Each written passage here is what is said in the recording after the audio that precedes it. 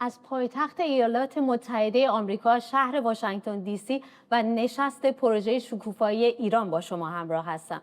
نشستی که به همت سازمان نفتی یا اتحادیه ملی برای دموکراسی در ایران برگزار میشه. برنامه پیش رو نقشه راهی عملی و پیشنهادی برای ساختن ایران فرداست. پروژه شکوفایی ایران نتیجه ساعتها پژوهش، تحلیل و همکاری گروهی از اقتصاددانان، کارشناسان و تحلیلگران برجسته ایرانی با یک هدف روشن: بازسازی اقتصادی و اجتماعی ایران پس از جمهوری اسلامی بر پایه شفافیت، رقابت و اقتصاد بازار آزاد. مسیر پیش رو کم چالش نیست، ولی میشه با اراده، دانش و تکیه بر تخصص و اراده ملی ما ایرانی ها از دل ویرانی ایرانی نو، شکوفا و آباد ساخت. اجازه بدید که ابتدا نگاهی کنیم به اونچه ایران میتونست باشه و اونچه امروز هست و پرسش هایی که آینده رو رقم میزنن. ایران، چهارراه تمدن، ثروت و فرصت‌ها. با بیش از 90 میلیون جمعیت، بازاری پرظرفیت و نیروی کار جوان و تحصیل کرده‌ای که می‌تواند موتور محرک اقتصاد باشد. ایران همه آنچه را که برای شکوفایی اقتصادی نیاز است در اختیار دارد. اما با وجود این ظرفیت‌ها، امروز گرفتار رکود، تورم، فقر، سقوط ارزش پول ملی و خروج سرمایه شده است. شاید امروز بیش از هر زمان دیگری ایرانیان به این باور رسیدند که نخستین گام برای نجات اقتصاد ایران عبور از جمهوری اسلامی است. اما پرسش‌های اساسی فراتر از این عبور است. چالش‌های ایران پس از جمهوری اسلامی کدامند و چگونه باید با آنها روبرو شد؟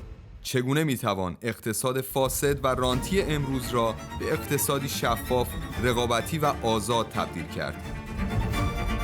چه سیاست‌هایی باید اتخاذ شود تا اعتماد عمومی به نهادهای اقتصادی و مالی کشور بازگردد؟ چگونه میتوان مسیر بازگشت سرمایه بین‌المللی را گشود و نقش بخش خصوصی و کارآفرینان در این گذار حیاتی چیست؟ تصمیماتی که نخستین دولت موقت پس از سقوط جمهوری اسلامی اتخاذ می‌کند نه تنها مسیر اقتصادی و سیاسی ایران را ترسیم می‌کند، بلکه آینده چندین نسل رو رقم خواهد زد. راه درست کدام است و چگونه می‌توان ایران رو در مسیر شکوفایی اقتصادی قرار داد؟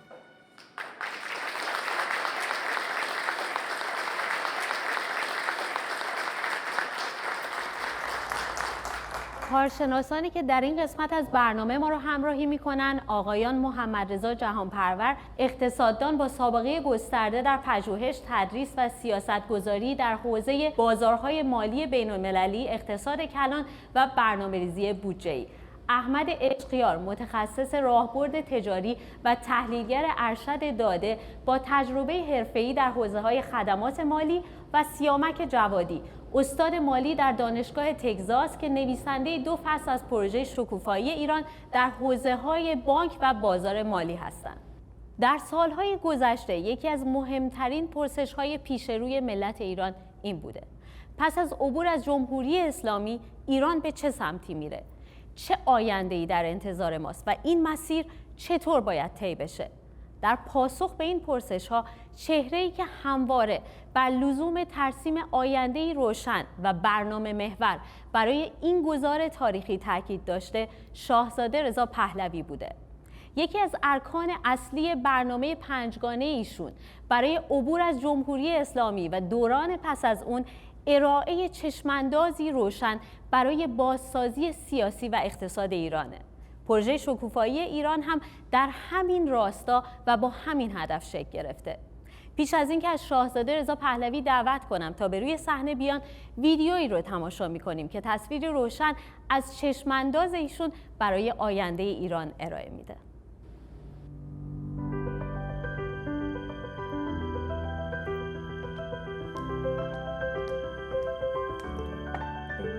سالهاست که کشور ما ایران گرفتار ظلم، فساد و نابسامانی اقتصادی است. اما ملت ایران هیچگاه رویای خیش را فراموش نکردند. رویای آزادی، رویای شکوه، رویای شکوفایی.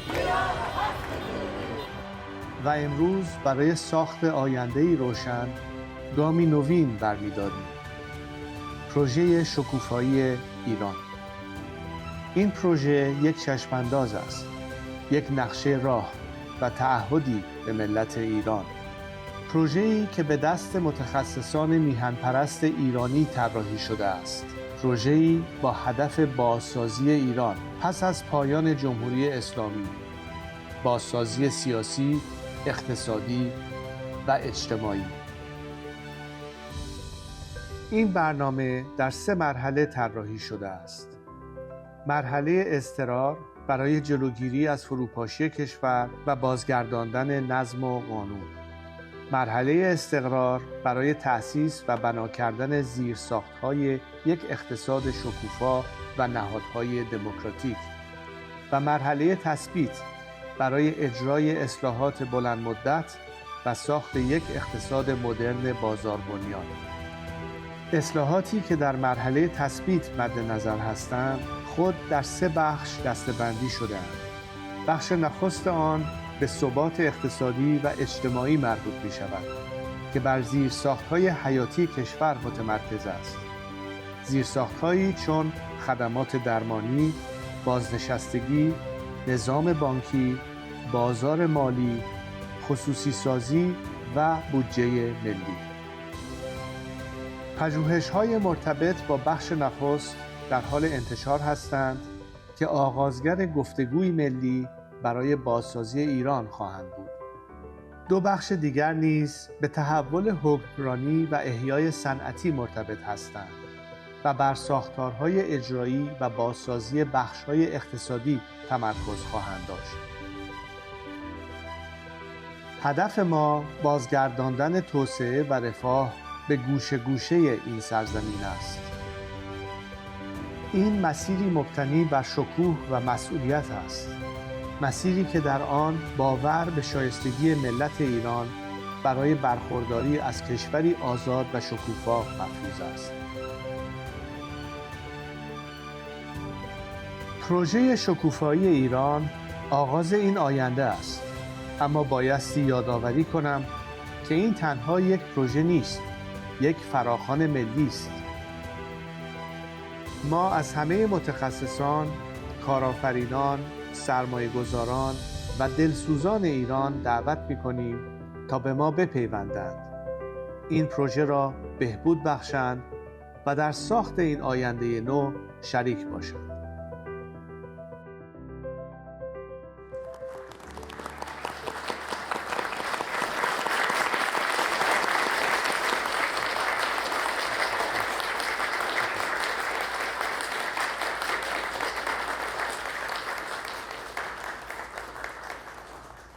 از جانب خود و شرکت کنندگان در این برنامه، متخصصین، کارشناسان و مدعوینی که هستند، درود گرم خودمان را به شما همیهنان عزیز در ایران عزیزمون و همچنین ایرانیان در سرتاسر جهان میفرستیم. همونطور که شنیدید و دیدید، هدف اصلی این هستش که ما هرچه زودتر کشورمون رو برگردونیم به مسیر ترقی و پیشرفت و نهایتاً رفاه و آسایش مردم. آنچه که میخواستم اضافه بر چیزهایی که میشنوید تاکید بکنم این هستش که این پروژه واقعا یک پروژه ملی است، متعلق به یک سازمان خاص یا یک حزب خاص یا یک گروه خاص نیست، مال همگی شماست. شرکتی است که تک تک شهروندان درش سهامدار هستند و امیدوار هستم که علاوه بر تمام کسانی که در پیشرفت این برنامه، در مقالاتی که تهیه میشه، نظر تخصصی خودشون رو ارائه میدن و مشارکت میکنن برای بهبودی اونها، حتما جویای این نظراتشون باشیم و استقبال میکنیم از کسانی که در این رابطه تماس خواهند گرفت و کمک خواهند کرد. بدین ترتیب سعی میکنیم بهترین روش ها رو اتخاذ بکنیم برای اینکه پاسخگوی تمام مستلزماتی که کشور ما باش مواجه هست باشیم. 3 مرحله کلیدی در این پروژه پیش بینی شده. مرحله اول که مرحله کوتاه مدت هستش، یعنی تو 6 ماه اول چه باید کرد و از همه مهمتر چگونه میتوانیم ضمن حفظ ثبات در مملکت یه نظم هرچه سریعتری رو برای اینکه کمک بشه برای زمان گذار که اون کار مهم انجام بشه.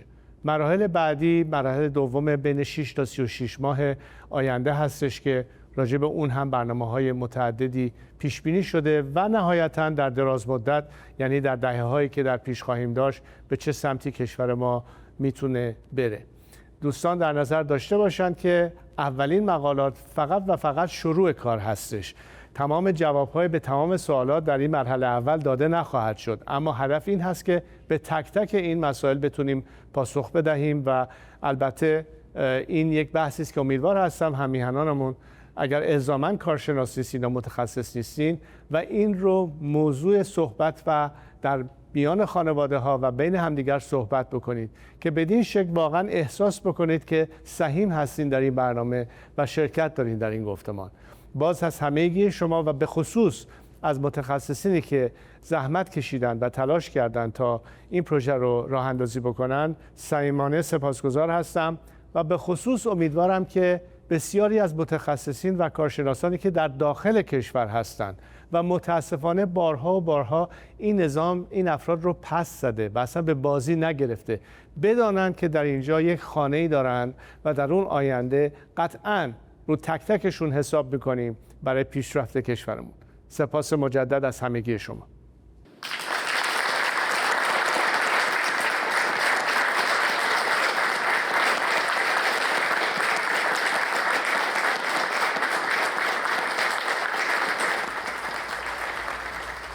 همونطور که اشاره کردم، پروژه شکوفایی ایران حاصل همکاری جمعی از اقتصاددانان، سیاست‌پژوهان و متخصصان برجسته ایرانیه. یکی از مدیران این پروژه دکتر سعید قاسمی نژاد، دانش آموخته دکترای اقتصاد مالی از دانشگاه شهر نیویورک و پژوهشگر ارشد در بنیاد دفاع از دموکراسی هاست. ایشون سالها درباره اقتصاد ایران، ساختارهای فسادزا و چالش‌های نظام مالی کشور پژوهش و تحلیل کرده. ازشون دعوت میکنم تا چشمانداز این پروژه رو ترسیم کنن.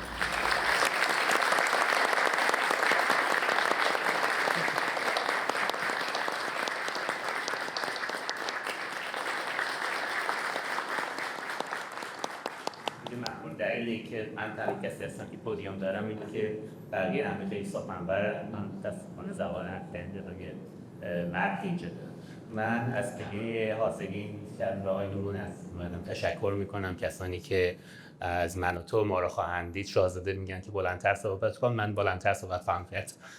از کسانی که از من و تو ما را خواهند دید تشکر میکنم.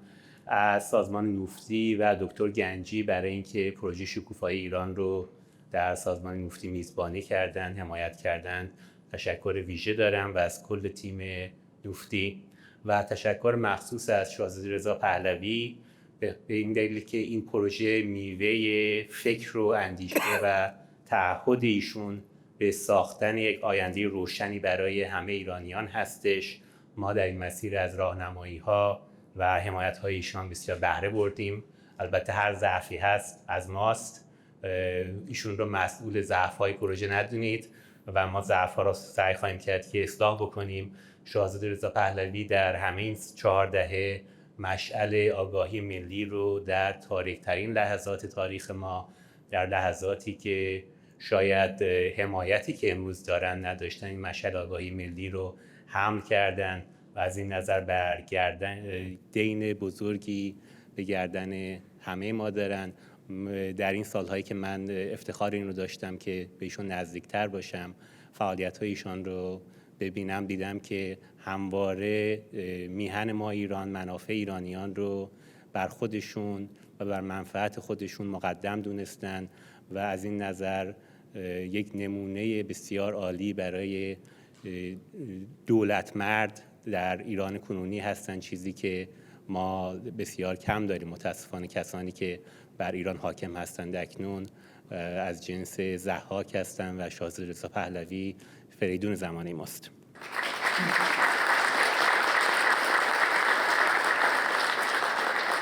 من ابتدا به این پاسخ بدم که پروژه شکوفای ایران چه هستش. پروژه شکوفای ایران در واقع بخش پنجم از برنامه پنجگانه شاهزاده رضا پهلوی برای کنار زدن جمهوری اسلامی و احیای دولت ملی در ایران هست.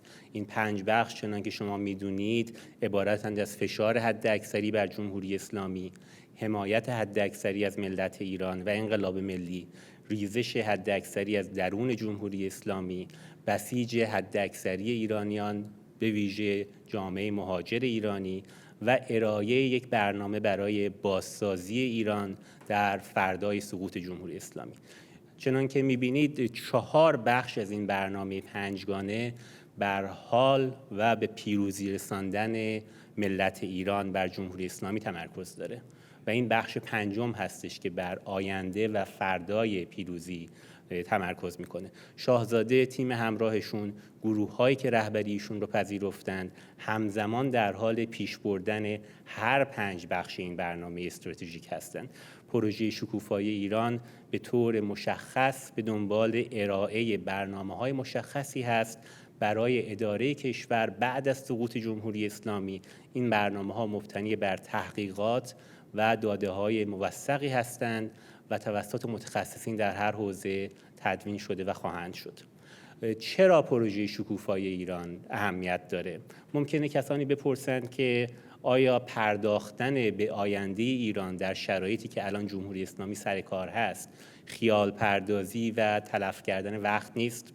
اگه این تنها کاری بود که داشته انجام میشد من با اونها موافق بودم، اما چنان که گفتم 4 بخش دیگه از برنامه پنجگانه شاهزاده رضا پهلوی برای پیروزی انقلاب ملی همین الان همزمان در جریان هستند، از فعالیت‌های دیپلماتیک برای فشار حداکثری بر جمهوری اسلامی تا موفقیت جامعه ایرانی آمریکایی در ارائه طرح حمایت حداکثری در کنگره آمریکا، گرد آوردن جریان‌های ایرانگرا در همایش مونیخ، فعالیت‌های پس از اون، هماهنگی‌های پس از اون، فعالیت‌هایی که در حوزه ریزش حداکثری در حال انجام هست و دیگر فعالیت‌هایی که به وقت خودش از اونها صحبت خواهد شد و شاید وقت مناسب برای برخی از اونها حتی سالها پس از پیروزی انقلاب ملی باشه. پروژه شکوفای ایران درسته که به آینده ایران میپردازه، اما در تقویت 4 بخش دیگه هم مؤثره. بارها شده که مردم داخل، ایرانی‌های مهاجر، غیر ایرانی‌ها هم از دولت‌های خارجی، تصمیم گیران، تصمیم سازان غیر ایرانی با نگرانی میپرسند که جایگزین حکومت کنونی چه خواهد بود، چه برنامه‌هایی خواهد داشت و خیلی هاشون هم خیلی صریح میگن که مخالفین جمهوری اسلامی هیچ برنامه واقعی و عملی برای اداره ایران پس از جمهوری اسلامی ندارن. ایران یک کشور بزرگی هست، کشور پیچیده‌ای هست، کشور مؤثری هست.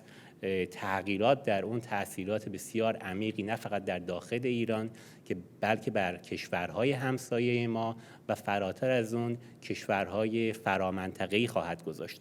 پروژه شکوفای ایران یک تلاشی است برای پاسخ دادن به این نگرانی‌ها، ترسیم یک تصویری روشن از آینده ایران تا ما به این طریق بتونیم بخش‌های خاکستری جامعه ایران، بخش‌هایی از جامعه ایران که همچنان حامی نظام جمهوری اسلامی هستند، جامعه مهاجر ایرانی که نگران هستند به هر حال و نهادها و قدرت‌های بین‌المللی و منطقه‌ای رو قانع بکنیم که یک برنامه وجود داره، نگران نباشند، به جای بی‌طرف ایستادن یا کنار جمهوری اسلامی ایستادن بیان و از ملت بزرگ ایران در مسیر انقلاب ملی حمایت بکنن.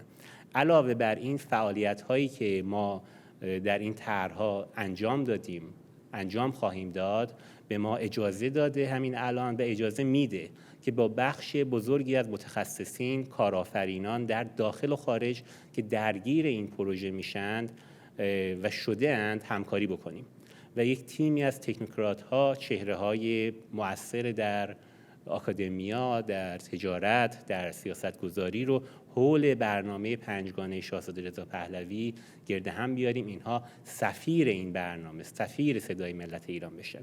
فراهم آوردن یک همچین تیمی برای نخستین بار در 4 دهه گذشته هم موجب تسریع فرایند سقوط جمهوری اسلامی میشه و همین امکان را فراهم میکنه که در فردای سقوط جمهوری اسلامی بتونیم به سرعت کشور رو بازسازی بکنیم. پروژه شکوفای ایران دقیقاً به چه میپردازه؟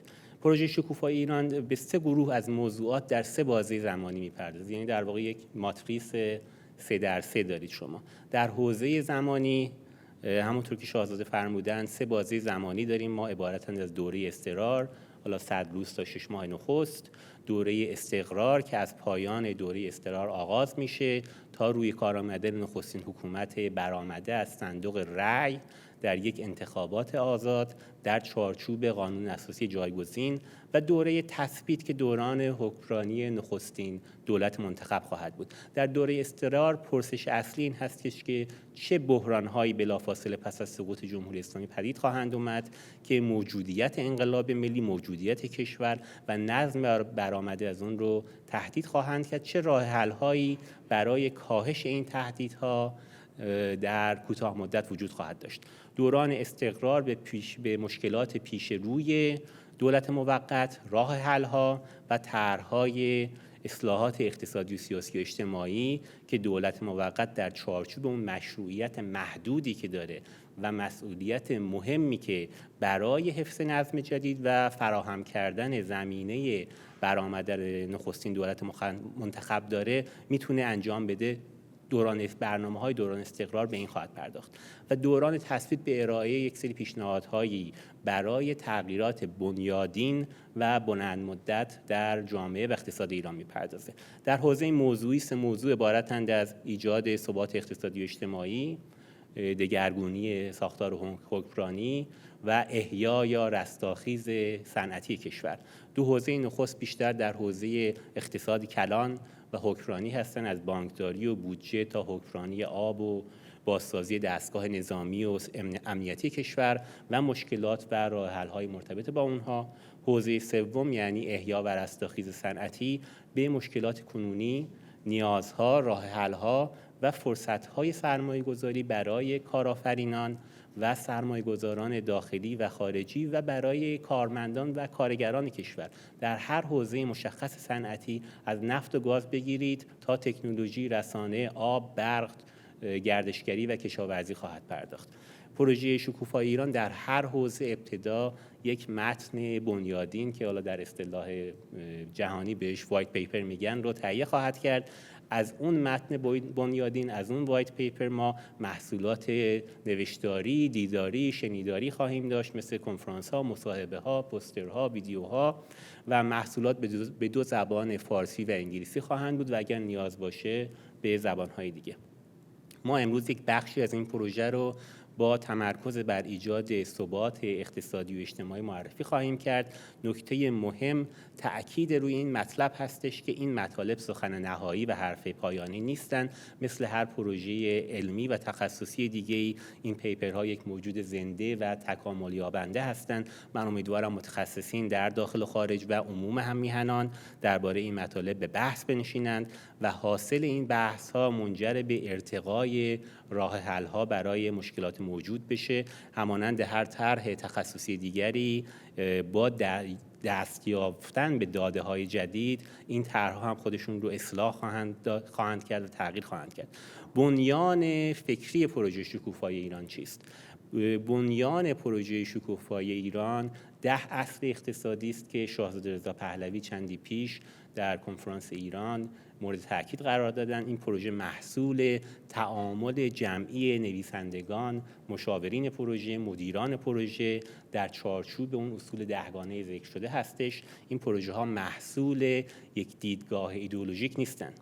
در چارچوب اصول کلی، جریان اصلی علم اقتصاد، داده ها و واقعیت های ایران و خرد جمعی متخصصین تدوین شدند و خواهند شد. از این نظر طرح‌های پیشنهادی برای دوران گذار یک طرح‌هایی هستند که گروه‌های سیاسی مختلف با دیدگاه‌های سیاسی متفاوت میتونند از اون بهره ببرن. امید ما این هستش که کلیات این طرح‌ها بعد از بحث هایی که در جامعه شکل بگیره نهایتاً مورد حمایت جمعی گروه ها و شخصیت های سیاسی دوستدار ایران، گروه ها و شخصیت های سیاسی که رهبری شاهزاده رضا پهلوی رو پذیرفتند قرار بگیره. جهتگیری اصلی پروژه شکوفا کردن اقتصاد ایران هستش. اونجایی که این پروژه به حوزه هایی فراتر از اقتصاد میره، چراغ راهنمای اون نه دیدگاه های ایدئولوژیک که این پرسش هستش که برای رسیدن به یک اقتصاد شکوفا در هر حوزه خاص ما نیازمند چه بایدها و نبایدهایی هستیم. من باید از نویسندگان پروژه تشکر ویژه بکنم. وقت بسیار زیادی گذاشتن در یک بازه زمانی محدود، تدوین یک وایت پیپر، جلسات متعدد و مهمتر از اون قرار دادن نام خودشون. واقعا از اونها ممنون هستم. همینطور از مشاورین پروژه، کسانی که مشاورین پروژه دو دسته بودند، کسانی که اسمشون رو قرار دادند، کسانی که به دلیل نگرانی هایی که متاسفانه به نگرانی های امنیتی که جمهوری اسلامی پدید میاره به پروژه کمک کردند اما اسمشون رو نتونستن قرار بدن. این شامل کسانی هست که در داخل کشور هستند و شامل کسانی که در خارج کشور هستند. ما سخنم رو با این چند جمله به پایان ببرم، خیلی وقتتون رو گرفتم. ما از رضا شاه کبیر، شاه فقید و شاهزاده رضا پهلوی آموخته ایم که ایرانیان نه تنها شایسته وضعیت بهتری هستند بلکه شایسته بهترین ها هستند. تاریخ معاصر ما نشان داده که چگونه رضا شاه کبیر و شاهنشاه آریامهر همراه با نخبگان میهن پرست اصل خودشون تونستن ایران رو که در آستانه سقوط تمدنی بود در انتهای دوره قاجار در مدت زمان کم و بیش کوتاهی به یک ایران شکوفا و مرفه بدل کنند. ما در پروژه شکوفای ایران باور داریم که ایرانیان در کنار یکدیگر ما میتونیم ایران رو به سرعت دوباره بر روی ریل ترقی و تمدن قرار بدیم، چنان که ایرانیان به جای با رشک نگریستن به کشورهای همسایه کشوری داشته باشند که مایه رشک همه همسایگان باشد. پاینده ایران و سپاس از وقتی که من دادید.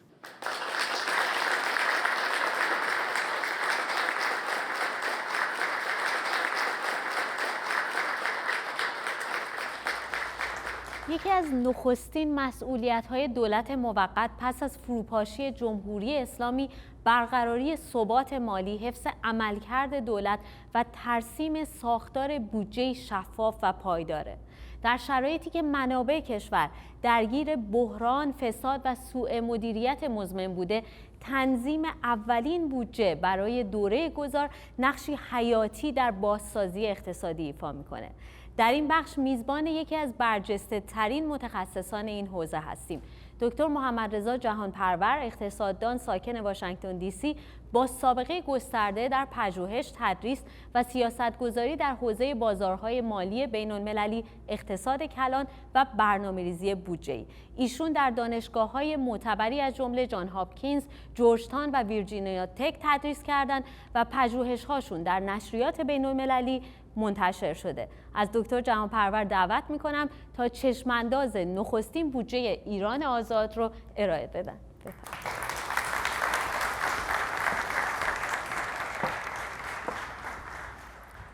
سپاس دارم از فرصتی که در دست هستش برای اینکه اولین پیپر این پروژه رو برای شما ارائه بکنم. بعد از اینجا بعد از سعیدم تشکر بکنم. این کاری هستش که هر دومون با هم انجام دادین، کار جمعی هستش. ببینید این فرمال نخواهد بود. این مثلا شما فکر بکنید که من دارم برای شما یک کلاس درس دارم درس میدم. هزینه‌های دولتی تقریباً 25% درآمد تولید ناخالص داخلی ایران هستند. تولید ناخالص داخلی ایران در حدود 400 بیلیون دلار هستش. این برآوردی است، برآورد تقریبی هستش که بین بسته به اینکه چطور اندازه بگیرین بین بانک جهانی و صندوق بین‌المللی پول ما اینو معتبر می‌دونیم. با این حساب هزینه‌های دولتی تقریباً 25 در حدود 100 بیلیون دلار خواهند بود. توجه داشته باشین که در حدود 50% تولید ناخالص ایران مصرف خصوصی هستش، در حدود 20% تولید ناخالص سرمایه گذاری هست و بقیهش هم مخارج دولتی و از جمله تراز تجاری ایران که در حدود 1% میشه. در سالهای اخیر وابستگی به مالیات ها بیشتر شده، هنگامی که درآمدهای دولتی از جمله مثلا فروش نفت و گاز به دلیل تحریم ها کاسته شده. اونطوری که میبینید اندازه وابستگی درآمدهای دولت از حدود 23% در سال 2021-22 به حدود 46% در سالهای اخیر رسیده. همزمان پرداخت‌های انتقالی کاسته شدن. این مثلا مثل اون هزینه‌هایی است که دولت برای حمایت از مصرف کننده ها داره یا مثلا خدماتی که دولت ارائه می‌کرده به مردم. پس اون چیزی که در نظر ما هستش اینه که برای 100 روز تا 180 روز اول اولویت‌های مخارج دولتی چه خواهند بود؟ چیزی که به نظر میاد اینه که شما اهداف کوتاه مدتی دارین. مهمترینش این هستش که شما اعتماد عمومی رو حفظ بکنید و خدمات و کارکردهای خدمات و کارکردهای اساسی دولت رو شما بتونید ارائهشون رو ادامه بدید. به طور مثال امنیت رو بتونید برقرار بکنید، خدمات بهداشتی ادامه پیدا بکنه، دولت بتونه قراردادهای بین‌المللیش رو به جا بیاره یا خدمات دیپلماتیک رو انجام بده. شما یه سری راه حل هایی می‌خواید برای این زمان. اولیش این هستش که برای حداقل کم کردن بار تحریم ها یا برای یه مدتی کاستن از فشار تحریم ها در این دوره کوتاه مدت بتونید گفتگو با جامعه جهانی را آغاز بکنید. 100 روز دوره کوتاهی هست. شما اقتصاد رو نمیتونید تغییر بنیانی درش به وجود بیارین. شما میخواین یه سری بدهی رو به از بانک ها بگیرین به عنوان منابع مالی که دولت میخواد ازش استفاده بکنه. من اینجا میخوام یادآوری بکنم که مسئله کاهش فشارهای بین‌المللی، کم کردن حداقل پاره‌ای از تحریم ها، همزمان با اینکه دولت عوض شده و این سیاست خارجی تهاجمی جمهوری اسلامی باری بر دوش بخش خصوصی نیست، این خود به خود یه مقداری گشایش اقتصادی رو آغاز میکنه. همزمان ما میریم برای دوره تامین مالی در دوره انتقالی 100 روز اول که تموم شد. شما یه سری کارها رو مردم ایران خواهند خواست از هر دولت انتقالی که سر کار بیاد.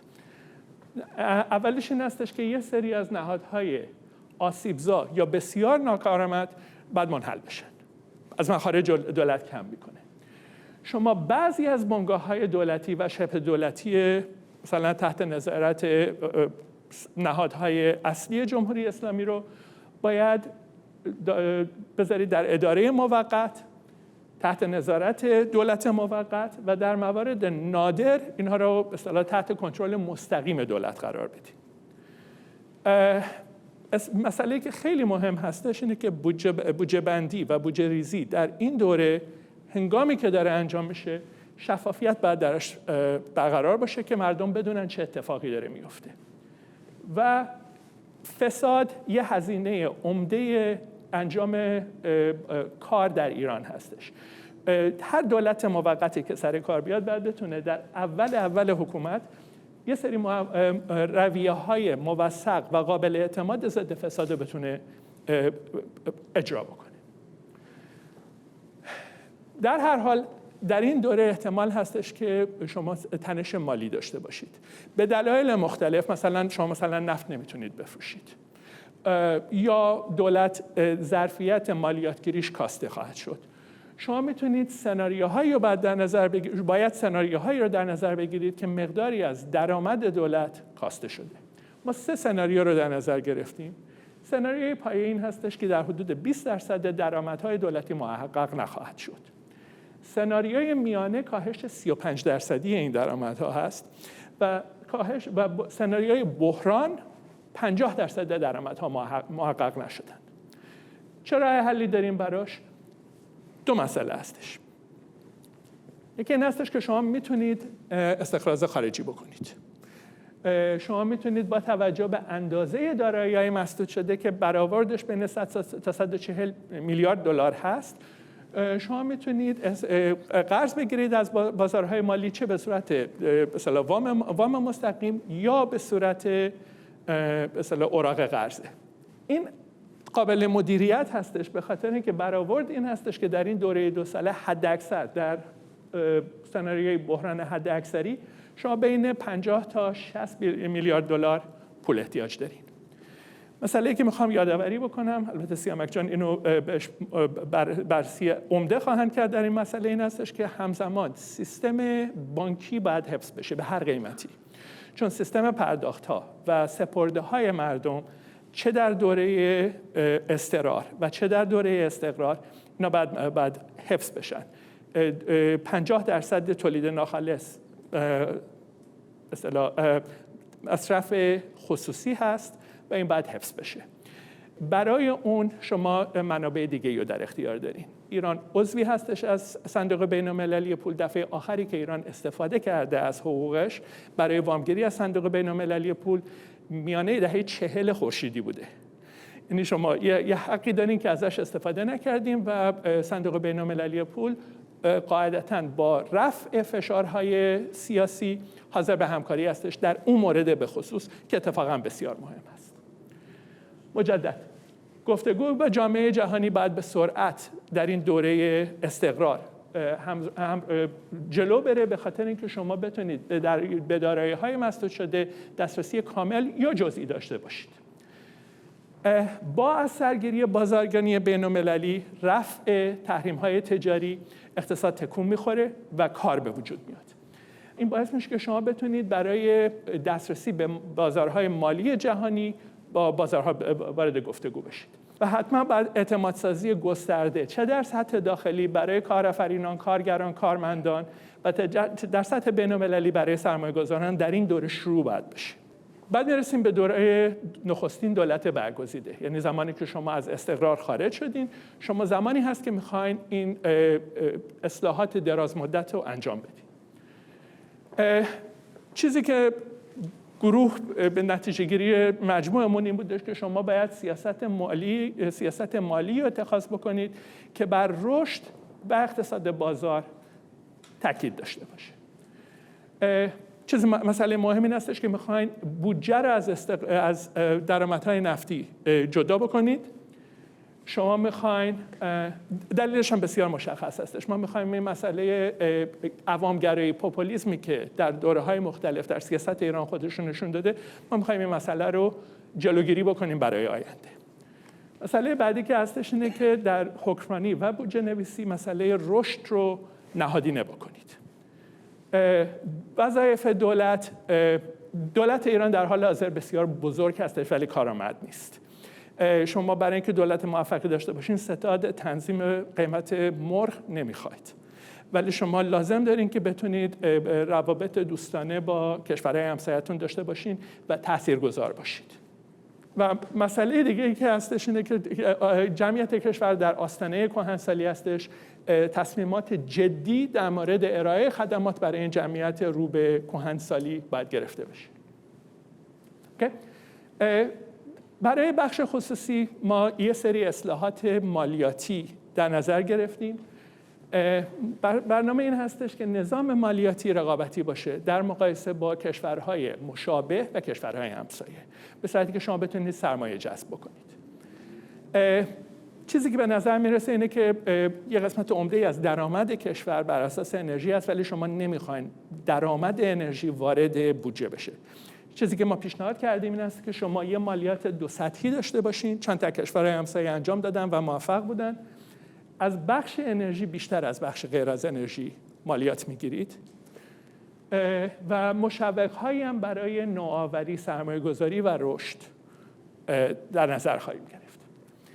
چیزی که در این آخر من مطرح کردم مالیات بر درآمد مبتنی بر مقصد هستش. این مسئلهش این هستش که شما به اصطلاح از صادرات کمتر مالیات میگیرید تا از واردات برای مصرف، یا از تولیدی که برای مصرف داخلی تولید میشه بیشتر مالیات میگیرید تا اون چیزی که نظرش به صادرات هست. برنامه این هستش که شما رشد سریع و به بخش صنعت و خدمات ایران برگردونین به صورتی که برای اینکه باعث بشه که کار تولید بشه برای جمعیت بیکار زیادی که داریم و این مبتنی باشه بر رقابتی بودن اقتصاد در برابر کشورهای همسایه و بازار بین‌المللی. برای مصرف کننده ها نظام مالیات بر ارزش افزوده کنونی سنگین هستش و به خصوص یه سری مالیات های نامطلوبی بر دارایی ها وجود داره که فشار مضاعفی و بر مردمی میاره که از تورم رنج میبرن. با تورم قیمت دارایی میره بالا بدون اینکه ثروت کسی که دارایی رو نگه داشته بالا رفته باشه، ولی مالیات رو بر قیمت اسمی دارایی کشور داره بسته میشه. فشار میاره به خصوص برای طبقه متوسط و پایین متوسط. نظر ما این هستش که این مالیات ها باید حذف بشن. برای سرمایه گذاری مستقیم خارجی باید قوانین مالیاتی، حسابداری و بسیاری دیگه از قوانین ایران باید جابجا بشن و این باعث میشه که درآمد کشور بالا بره، در نتیجه اون درآمد دولت به همراه رشد اقتصادی بالا خواهد رفت. میتونید قوانین رو بازنگری بکنید. کسب و کارهای ایرانی که در کشورهای همسایه هستن رو به کشور برگردونید، تعدادشون زیاده و اندازه‌شون مهم هستش. و از استعدادهای بین‌المللی از طریق مشوق‌های مالیاتی مناسب استفاده بکنید که بیام در ایران سرمایه گذاری بکنن، در ایران کار بکنن. مسئله خیلی مهم این هستش که میخواین بودجه نویسی ثبات بخش باشه در این دوره. این مدلی که داریم پیشنهاد میکنیم بر اساس این هستش که یه چیزی مشابه بحران مالی آرژانتین در سال 2001 و 2010 اتفاق نیفته. کاری که میکنید این هستش که میگین که یه سری قیود قانونی وجود داره برای اینکه بودجه در طول چرخه تجاری، اون دوره‌ای که وارد رکود هستین و دوره‌ای که از رکود خارج میشین به رشد میرسین، در طول این دوره بودجه متعادل باشه. این اجازه میده که دولت بتونه وام بگیره در زمانی که کشور در رکود است، اقتصاد کشور در رکود هست. این وام یعنی این به اصطلاح این پول استفاده بکنه، این سرمایه رو استفاده بکنه تا کشور از رکود خارج بکنه، مخارجش رو افزایش بده در دوره رکود. ولی زمانی که شما به رشد رسیدین و از رکود خارج شدین، بعد بتونه مالیات بگیره تا اون پولی که قرض گرفته، اون دیونش رو از بازارهای مالی رو بتونه باز پرداخت بکنه. در طول این چرخه مجموعاً اقتصاد تراز هستش. برای اینکه این کار انجام بشه یه سری شرایطی میخواد، از جمله این که اندازه‌گیری دوره رکود اقتصادی و رشد اقتصادی بعد از دولت مستقل باشه. در موردش توی این نوشته ما، وایت پیپر ما توضیح دادیم. مسئله دیگه ای که هستش این مدل برنامه‌ریزی توسعه اقتصادی باید برچیده بشه. برای اینکه براتون بگم که این چرا این مهم هست، حساب بکنید در طول 40 سال اخیر که این رشد تکنولوژیک در تمام بخش‌های اقتصادی پیش اومد، وارد دوره اینترنت و الکترونیک شدین، برنامه اقتصادی ایران مبتنی بر کشاورزی بوده. دلیلی نداره که دولت تصمیم بگیره که پول کجا باید خرج بشه. باید اجازه بدین که کارآفرینان این تصمیم رو بگیرن و این تا الان برای ما هم مشکلات زیست محیطی به وجود آورده، همین که کشور عقب نگه داشته، مورد تخصیص نابهینه منابع شده. و قسمت بعدی این هستش که در مورد توانبخشی قانونی و مالی به شهرداری‌ها و بخشداری‌ها برای رقابت منطقه‌ای باید فکر بشه.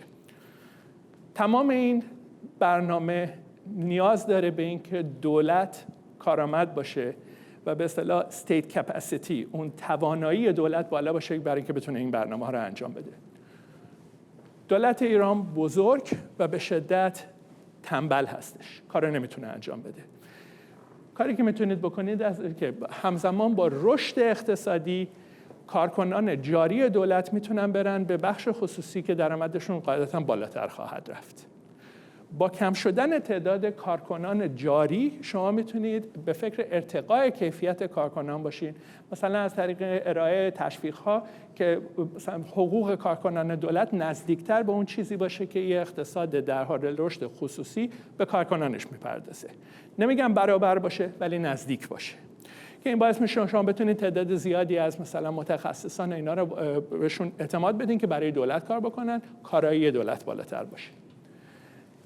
ما فکر میکنیم این البته این منظور من این بعد یه اشتباه ما اینجا داریم، این دولتی نیستش، اندازه سرمایه گذاری در فناوری‌های رشد آفرین بعد به حدود 2% تولید ناخالص دولتی برسه. یه بخش مهمی از اون شاید مثلا در حدود 1/4 دولت میتونه پرداخت بکنه برای اینکه ما به حد کشورهای مشابه برسیم. نمیگم در حد بالاترین و مثلا پیشروترین کشورها، ولی برای اینکه اندازه‌ش رو بدونید در حال حاضر سرمایه‌گذاری در این فناوری‌ها در حدود 0.4% تولید ناخالص ایران هست. عملاً می‌خوایم بگیم که در پایان این دوره اولین دولت منتخب به حدود 2% برسه 5 برابر بشه. و اشاره کرده بودم که یه سری نهادهای مستقل، غیر سیاسی و با کفایت میخواین برای اینکه نظارت داشته باشن بر بودجه، زمانبندی چرخه‌های اقتصادی و مقابله با فساد. متشکرم ازتون. آماده هستم برای سوال‌ها.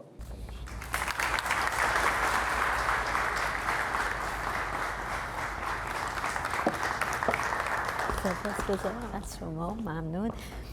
ما بر اساس مقاله شما این مقاله رو به اعضای کانال یوتیوبی کامیونیتی من و تو در اختیار تعدادی از اونا قرار دادیم. ازشون خواهش کردیم که یه سوالاتی رو که دارن بپرسن، مطرح کنن از کارشناسان برنامه.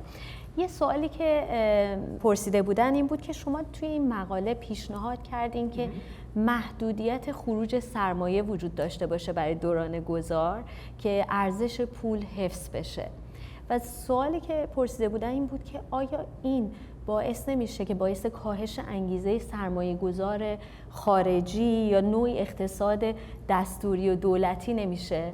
سوال بسیار خوبی هستش. خوشحال هستم که این سوال اول پرسیدین. ببینید این مسئله نبودش که ارزش پول حفظ بشه. اتفاقا تمام سیستمی که در نظر داریم این هستش که این ابسشن دولت جمهوری اسلامی برای حفظ مصنوعی قیمت دلار این برداشته بشه. چیزی که پیشنهاد کردیم این هستش که برای مقابله با تورم شما باید بانک مرکزی مستقل داشته باشید که بتونه نرخ بهره رو تعیین بکنه. برای اینکه این مسئله مثلا استهلاک سریع ذخایر ارزی به خصوص در دوره گذار به دلیل سیاست حمایت از نرخ ارز اتفاق نیفته، نرخ ارز اتفاقا میخواین آزاد بذارید، شناور باشه. ولی همزمان با اون شما یه مسئله هم هست. تا زمانی که وضعیت خلاف‌ها و جرائم اقتصادی بررسی نشدن، اجازه دادن به اینکه هر کسی هر چقدر میخواد سرمایه از کشور خارج بکنه از نظر رای دهنده ایرانی مطلوب نیست. مسئله این نیستش که شما دنبال دارایی‌های مردم بریم، ولی مسئله این هستش که این دارایی‌ها از طریق غیرقانونی به دست نیامده باشن. یعنی برای یه دوره‌ای برمیگردید میگید که حالا ممکنه این دوره مثلا 1 سال، 1.5 سال، 2 سال ادامه داشته باشه، میگین که خروج سرمایه حداقل باید با مثلا نظر اون نهاد ناظر باید باشه. و این مسئله عجیبی هم نیست. این به اصطلاح در اقتصاد کلان بهش میگن open economy trilemma. essentially این مسئله هستش که برمیگردن میگه که شما این کاناندرومی که دارید، این مسئله‌ای که دارین که شما چطوری میتونید نرخ بهره مستقل توسط بانک مرکزیتون، خروج سرمایه و نرخ ارز شناور رو چطوری میتونید کنترل بکنید. شما 2 تا رو میتونید آزاد بزنید، سومی رو باید کنترل بکنید. نظر ما این بودش که چون مقابله با تورم اولویت بسیار بالایی هست و نرخ ارز رو نمیخوایم ازش دفاع بکنیم، خروج سرمایه رو باید یه مدتی متوقف یعنی باید محدود بکنید. سپاسگزارم. سوال دیگه که اتفاقا برای خودم هم خیلی جالب بود اینه که تعداد کارمندان ادارات دولتی در ایران برابر با تعداد کارمندان ادارات دولتی در آمریکا، حدود 3.5 میلیون نفر. حالا شما ایده بستن بعضی از وزارتخونه‌ها و تعدیل نیرو رو مطرح کردین. این چه آثار اقتصادی داره و کلاً برنامه برای کارمندایی که اخراج شدن چیه؟ اسمشو اخراج نمیذارم، یه واژه بهتر، شغلشون از دست میدن بهتر. یا مثلا شما جابجایی نیروی کار هستش. ببینید این مسئله صدروز اول نیست، این مسئله دوره گذار هست. بعضی از این وزارتخانه ها مثلا حتی در لزوم بودنشون یه مقدار جای شک هست. یعنی مثلا ممیزی کتاب ها یا فیلم ها در دوره بعد از گذار مطلوب نیست. همزمان ما مطرح کردیم که بعد از اینکه اون دوره اضطرار تموم شد، با برداشته شدن بار اصطلاح فشار ناشی از سیاست‌های خارجی و سیاست‌های منطقه‌ای جمهوری اسلامی، این جهش اقتصادی مثلا در طول یک سال و نیم اول اتفاق خواهد افتاد. برای این افراد جا خواهد بودش که اتفاقاً از بخش دولتی بیان بیرون، کارهای بهتر بگیرن در بخش خصوصی. ولی از طرف دیگه مسئله سیاسی هم مطرح هستش که مثلا ادامه کار مثلا بنیادهایی که مثلا زیر نظر مقام رهبری هستند یا مثلا فرادولتی هستند پاسخگو نیستند، مردم خواهند خواست از دولت انتقالی که در مورد اینا تصمیم بگیره و اون جایی بودش که ما در موردش صحبت کردیم. ممنونم. سوال دیگه‌ای که مطرح کردن اینه که ما به دلیل سیاست‌گذاری‌های دولت شاهنشاهی ایران این حق رو داریم که منابعی رو از صندوق بین‌المللی پول به ارزش 5 میلیارد دلار بیشتر هستش از 5 میلیارد دلار. اون جایی بودش که گفتم که اینو میتونیم برای حمایت از سیستم بانکی ازش استفاده بکنیم. اون جایی یعنی به اصطلاح این پول به صورت عمده برای مقابله یعنی قوانین بانک جهانی، این صندوق بین‌المللی پول این پول به اعضا حق اینو میده که برای جلوگیری از بحران مالی از این نهاد قرض بگیرن.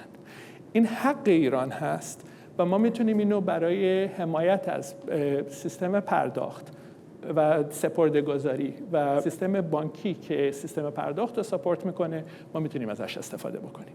ولی یه موانعی هم داره دیگه. یعنی خب جمهوری اسلامی موانعی که وجود داشته اینه که اصلا تعهدات بین‌المللی مثل FATF رو اینا رو زیر بارش نرفته. یعنی شما برنامه‌تون برای بازگشت به اقتصاد جهانی، خصوصا همین FATF دیدین این روزام خیلی مرتب این واژه رو تکرار میکنن، برنامه‌تون برای اون چی هست؟ اجازه میدین اون سوال من بذارم که سیامک بیاد پرزنتیشنش رو انجام بده، به خاطر اینکه این یه فصل ما در مورد این نوشتیم.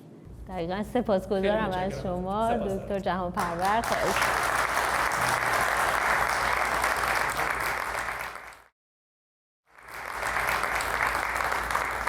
یکی از چالش برانگیزترین بخش‌های بازسازی اقتصادی ایران اصلاح نظام بانکی و احیای بازارهای مالی کشوره.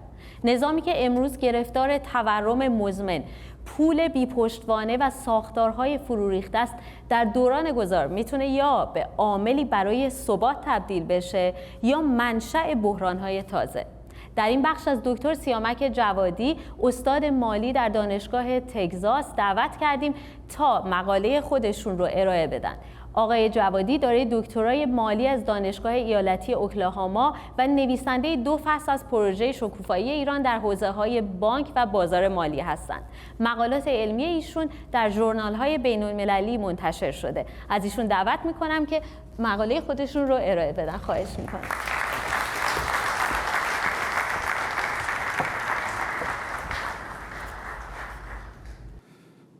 درود میگم، وقت همگی بخیر. خیلی ممنون، سپاسگزارم از همه حضار. تشکر میکنم که اینجا هستین، از تیم نوفتی بابت اسپانسر کردن این برنامه و اینکه این اعتماد داشتن که من این پروژه رو انجام بدم، همینطور از شاهزاده برای دوراندیشیشون برای یه همچین پروژه‌ای. من این پیپر در واقع 2 تا پیپره، پرزنتیشن من یک کم طولانی تر از محمد خواهد بود، 4 بخش خواهد داشت. من اول وضعیت کنونی اقتصاد ایران رو ترسیم میکنم، یکم صحبت میکنم که در چه شرایطی هستیم و یه سری فکت ها و حقیقت هایی که در رابطه با اقتصاد ایران وجود داره رو صحبت میکنم و بعد میپردازم به ریسک های کوتاه مدت و اینکه چه سیاست گذاری هایی در کوتاه مدت میتونیم پیاده سازی بکنیم و بعد میپردازم به ریسک های بلند مدت و سیاست گذاری هایی که ما پیشنهاد دادیم و در آخر یک چارچوبی رو توصیه میکنم برای اینکه بازارهای مالی و سیستم بانکی ایران رو بتونیم تغییر بدیم و برگردونیم به روی ریل ترقی. خب قسمت اول اینه که کجاییم، واقعیت‌های اقتصاد ایران چی هست. این سه تا گراف به نوعی یکی از معروف‌ترین گراف‌های اقتصاد ایران هستن. شما در سمت راست ملاحظه می‌کنید که کسری بودجه ایران به صورت مزمن در حال جریانه. تقریبا بیشتر 25 ساله که جمهوری اسلامی کسری بودجه داشته. نتیجه این کسری بودجه رو شما در تورم دو رقمی عملاً از بعد انقلاب و تا همین الان شما دارید می‌بینید و تمام اون خصوصیاتی که ما در رابطه با تورم‌های دو رقمی و تورم‌های بالا داریم شما تو این گراف می‌بینید. تورم دو رقمی بالا هم و همچنان بسیار متغیر بالا پایین داره میشه. به طور متناظر شما می‌بینید که نرخ برابری ریال و دلار چجوری این نمودار داره میره بالا و همینجور هم ادامه داره پیدا میکنه. دو تا چارتی که تو بالا می‌بینید سمت چپ شما ارزش بازار سهام تهران رو می‌بینید در مقایسه با بازارهای سهام دیگه‌ای که تو منطقه هستن. خود چارت کاملا گویاست، می‌بینید که عملاً واقعاً والویشن ارزش‌گذاری بسیار پایینه. ولی خیلی جالبه که تو سمت راست وقتی که شما این ارزش‌گذاری رو میارین در مقیاس به تولید ناخالص داخلی نگاه می‌کنید، مال ایران میشه 580%. مال امارات متحده عربی زیر 100%، مال ایالات متحده دوروبر 195%. شما این وقتی که شما به این نگاه میکنین کاملا نشون میده که ارزش‌گذاری بازار بورس ایران دستوریه و ما شاهد این هستیم که ارزش بازار ایران به صورت دستوری و حبابی بالاست. باید از خودمون بپرسیم چرا کشوری که بالای 20 سال تو تحریمه عملا فرصت سرمایه گذاری به اون معنی نداره، اکثر شرکت ها زیانده هستن، اصلا چرا باید بازار بورس مترقی باشه؟ از کجا این ارزش گذاری داره میاد؟ و دقیقاً شما اینو توی این جدول به راحتی میتونید مشاهده بکنید. دو تا جدول پایینم رابطه بین نقدینگی، اندازه‌گیری‌های مختلف نقدینگی و ارتباطش با تورم رو میبینید که به صورت تنگاتنگ با هم در ارتباطن. یعنی این بحثی که الان توی جمهوری اسلامی در جریانی که این بازار ارزه که داره تورم ایجاد میکنه، یه بحث کاملا مهملیه که هیچ محل علمی نداره. کاملا تمام مطالعات نشون میده که تورمایی که کشورهایی که کسری بودجه دارن و رشد نقدینگی به این شکل دارن قاعدتاً تورم‌های خیلی بالا دو رقمی خواهند داشت که ما داریم اینجا می‌بینیم. از طرف دیگه ما جریان خیلی یک فساد بسیار گسترده و سیستماتیک داریم و من باید تاکید بکنم روی واژه سیستماتیک قضیه. فساد در تمام کشورها وجود داره. حتی در ایالات متحده شما می‌بینید که به صورت خیلی رندوم خبرهایی میاد که یه فسادی اتفاق افتاده. نکته‌ای که متفاوته تو ایران اینه که این فسادها هم گستردن هم بسیار فراگیر و سیستماتیکن. روزنامه‌های مالی ایران مثل دنیای اقتصاد این مطلب رو کاملا کاور کردن، به طرق مختلف راجع به این صحبت کردن. شما می‌بینید مثلا بانک جهانی ایندکس و شاخص فسادی که میذاره ایران یکی از فاسدترین کشورهاست. اونی که تو پایین داریم می‌بینید این نمودار، این جدول داره نشون میده این عملاً تصور در رابطه با فساد هستش و همچنان شما دارید می‌بینید که ایران یکی از فاسدترین کشورهاست. در مقایسه باش مثلا شما می‌بینید آمریکا کجا قرار داره، دانمارک کجا قرار داره. همونجوری که محمد گفتش فساد یکی از اساسی ترین مشکلات هستش که جلوی رشد اقتصادی رو میگیره و توی ایران این فساد کاملا نهادینه شده و سیستماتیکه. یکی از نتایج این فساد گسترده شما تو شبکه بانکی قابل ملاحظه است، انباشت قابل توجه ضرر انباشته و وام هایی که باز پرداخت نشدن و سوخت رفتن. به طور مثال این وام هایی که سوخت شدن تو ایران دوربر 7%، که این باعث میشه که بانک‌های ایران عملاً بسیار زیانده بشن. حالا من به این قضیه دوباره برمیگردم بیشتر راجعش صحبت میکنم. مسائل دیگه‌ای که در رابطه با اقتصاد ایران وجود داره اینه که ما عضو FATF نیستیم. از موقعی که FATF این شروع کرد جدولش و اون مقالاتش رو در رابطه با لیستش رو در واقع بگم چاپ کرد، ایران در لیست سیاه قرار داشت. یه دوره بسیار کوتاهی تو دوره روحانی صحبت کردن، تو لیست خاکستری قرار گرفت چون گفتم ما یه کاری میکنیم و ولی نکردن و دوباره برگشت تو لیست سیاه. حالا در رابطه با FATF من بیشتر باز صحبت خواهم کرد. این خیلی مسئله عمیقیه. این FATF دقیقاً ما عضوش نیستیم، یه سیگنال خیلی مهمیه در رابطه با اینکه جامعه جهانی و بازیگرای اقتصاد تو دنیا ایران رو به عنوان یک کشور نرمال از نظر تعامل اقتصادی بهش نگاه نمی‌کنن. شما خودمون با هم بپرسیم چرا کلاً 3 کشور تو دنیا تو لیست سیاه و ایران یکیشه. نبود استقلال بانک مرکزی یکی از اساسی ترین مشکلات. عملاً بانک مرکزی تو ایران به صندوق قرض الحسنه دولت تبدیل شده و اینو من الان به عنوان مثال نمیگم، این یه چیز کاملا واقعیه. خودشون میگن ما میخوایم با روسیه، مثلا با اقتصاد روسیه مثلا به طور متناظر میخوام مقایسه بکنن، ولی شما بانک مرکزی روسیه رو که نگاه میکنید تو 20 سال گذشته فقط 2 تا رئیس بانک مرکزی داشته. خانم ناویولینا از سال 2014 رئیس بانک مرکزیه. ما توی همین دوره 10 تا رئیس بانک مرکزی عوض کردیم. تو همین 3 سال گذشته 3 تا رئیس بانک مرکزی عوض شد. و از طرفی این اعتبار و سرمایه اجتماعی بانک مرکزی و سیاستگزار در ایران از بین رفته به طور کامل. سیاستگزار موقعی که در کنترل تورم و در سیاستگزاری شکست‌های پیاپی می‌خوره، شکست‌هایی که کاملاً تأثیرش رو مردم به صورت ملموس حس می‌کنن، باعث میشه که هیچ اعتبار و اعتمادی براش وجود نداشته باشه، حتی اگه بخواد کار درستی انجام بده. نکته تو اینه که الان کشور به نقطه‌ای رسیده در نظر اقتصادی که باید یک سری تصمیمات بسیار سخت گرفته بشه.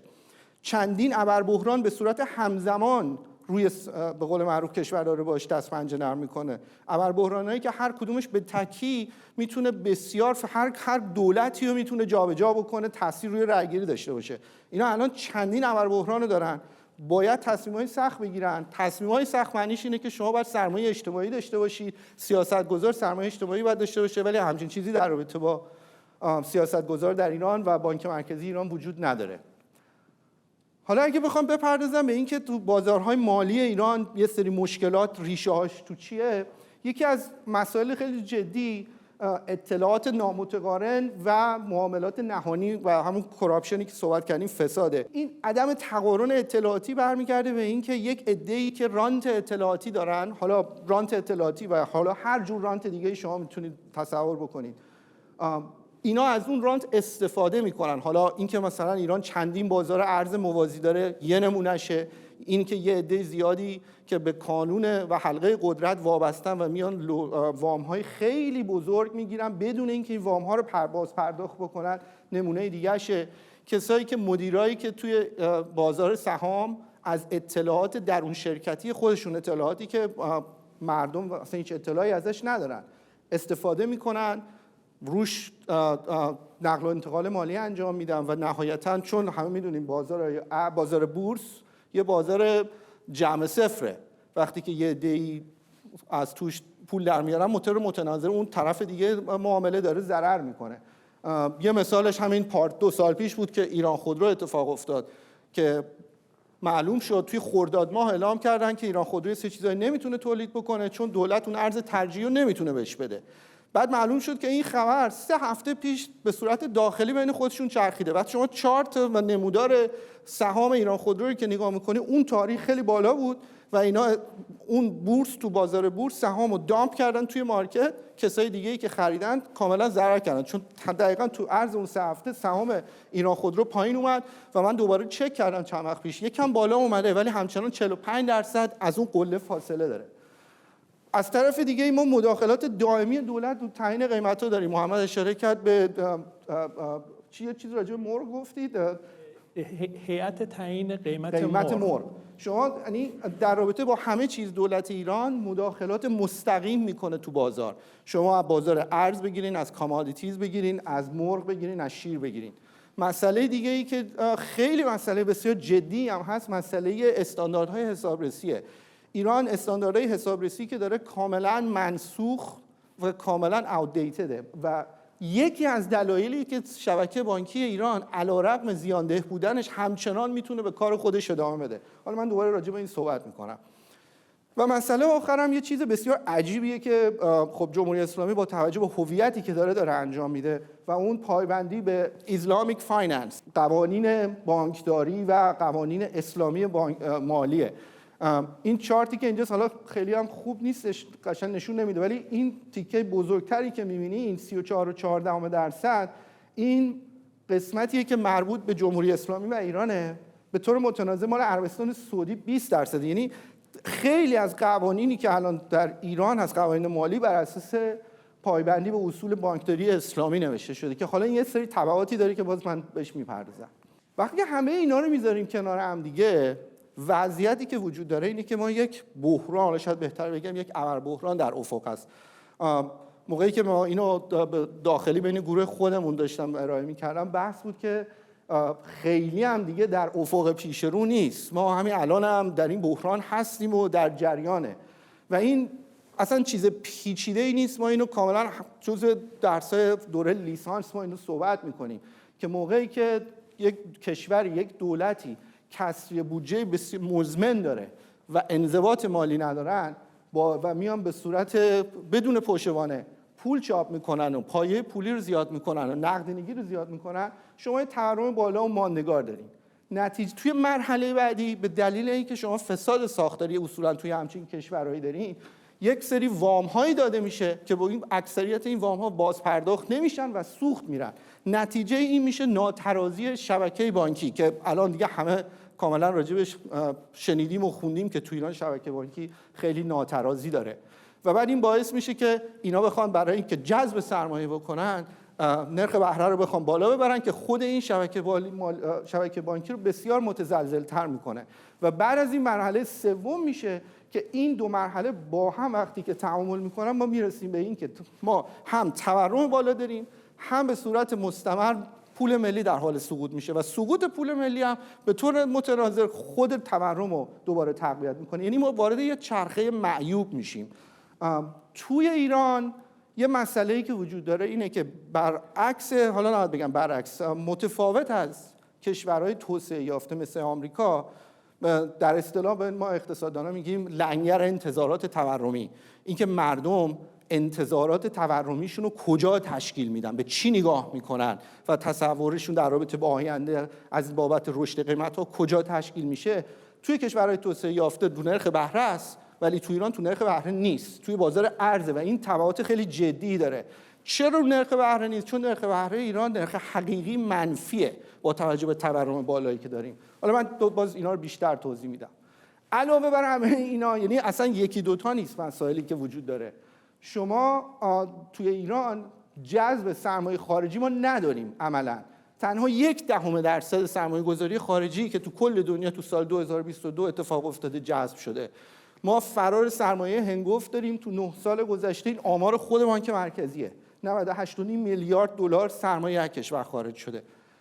اگه اشتباه نکنم اگه این 9 سال من باز بکنم بگم با یه دوره 16 سال نگاه بکنیم دوربر 170 میلیارد دلار میشه. کسری تجاری داریم. موقعی که من اینو نوشتم دوربر 17 میلیارد بود، الان 14.1 میلیارده کسری تراز تجاری. این نموداری که اینور می‌بینید این ذخایر ارزی بانک مرکزیه.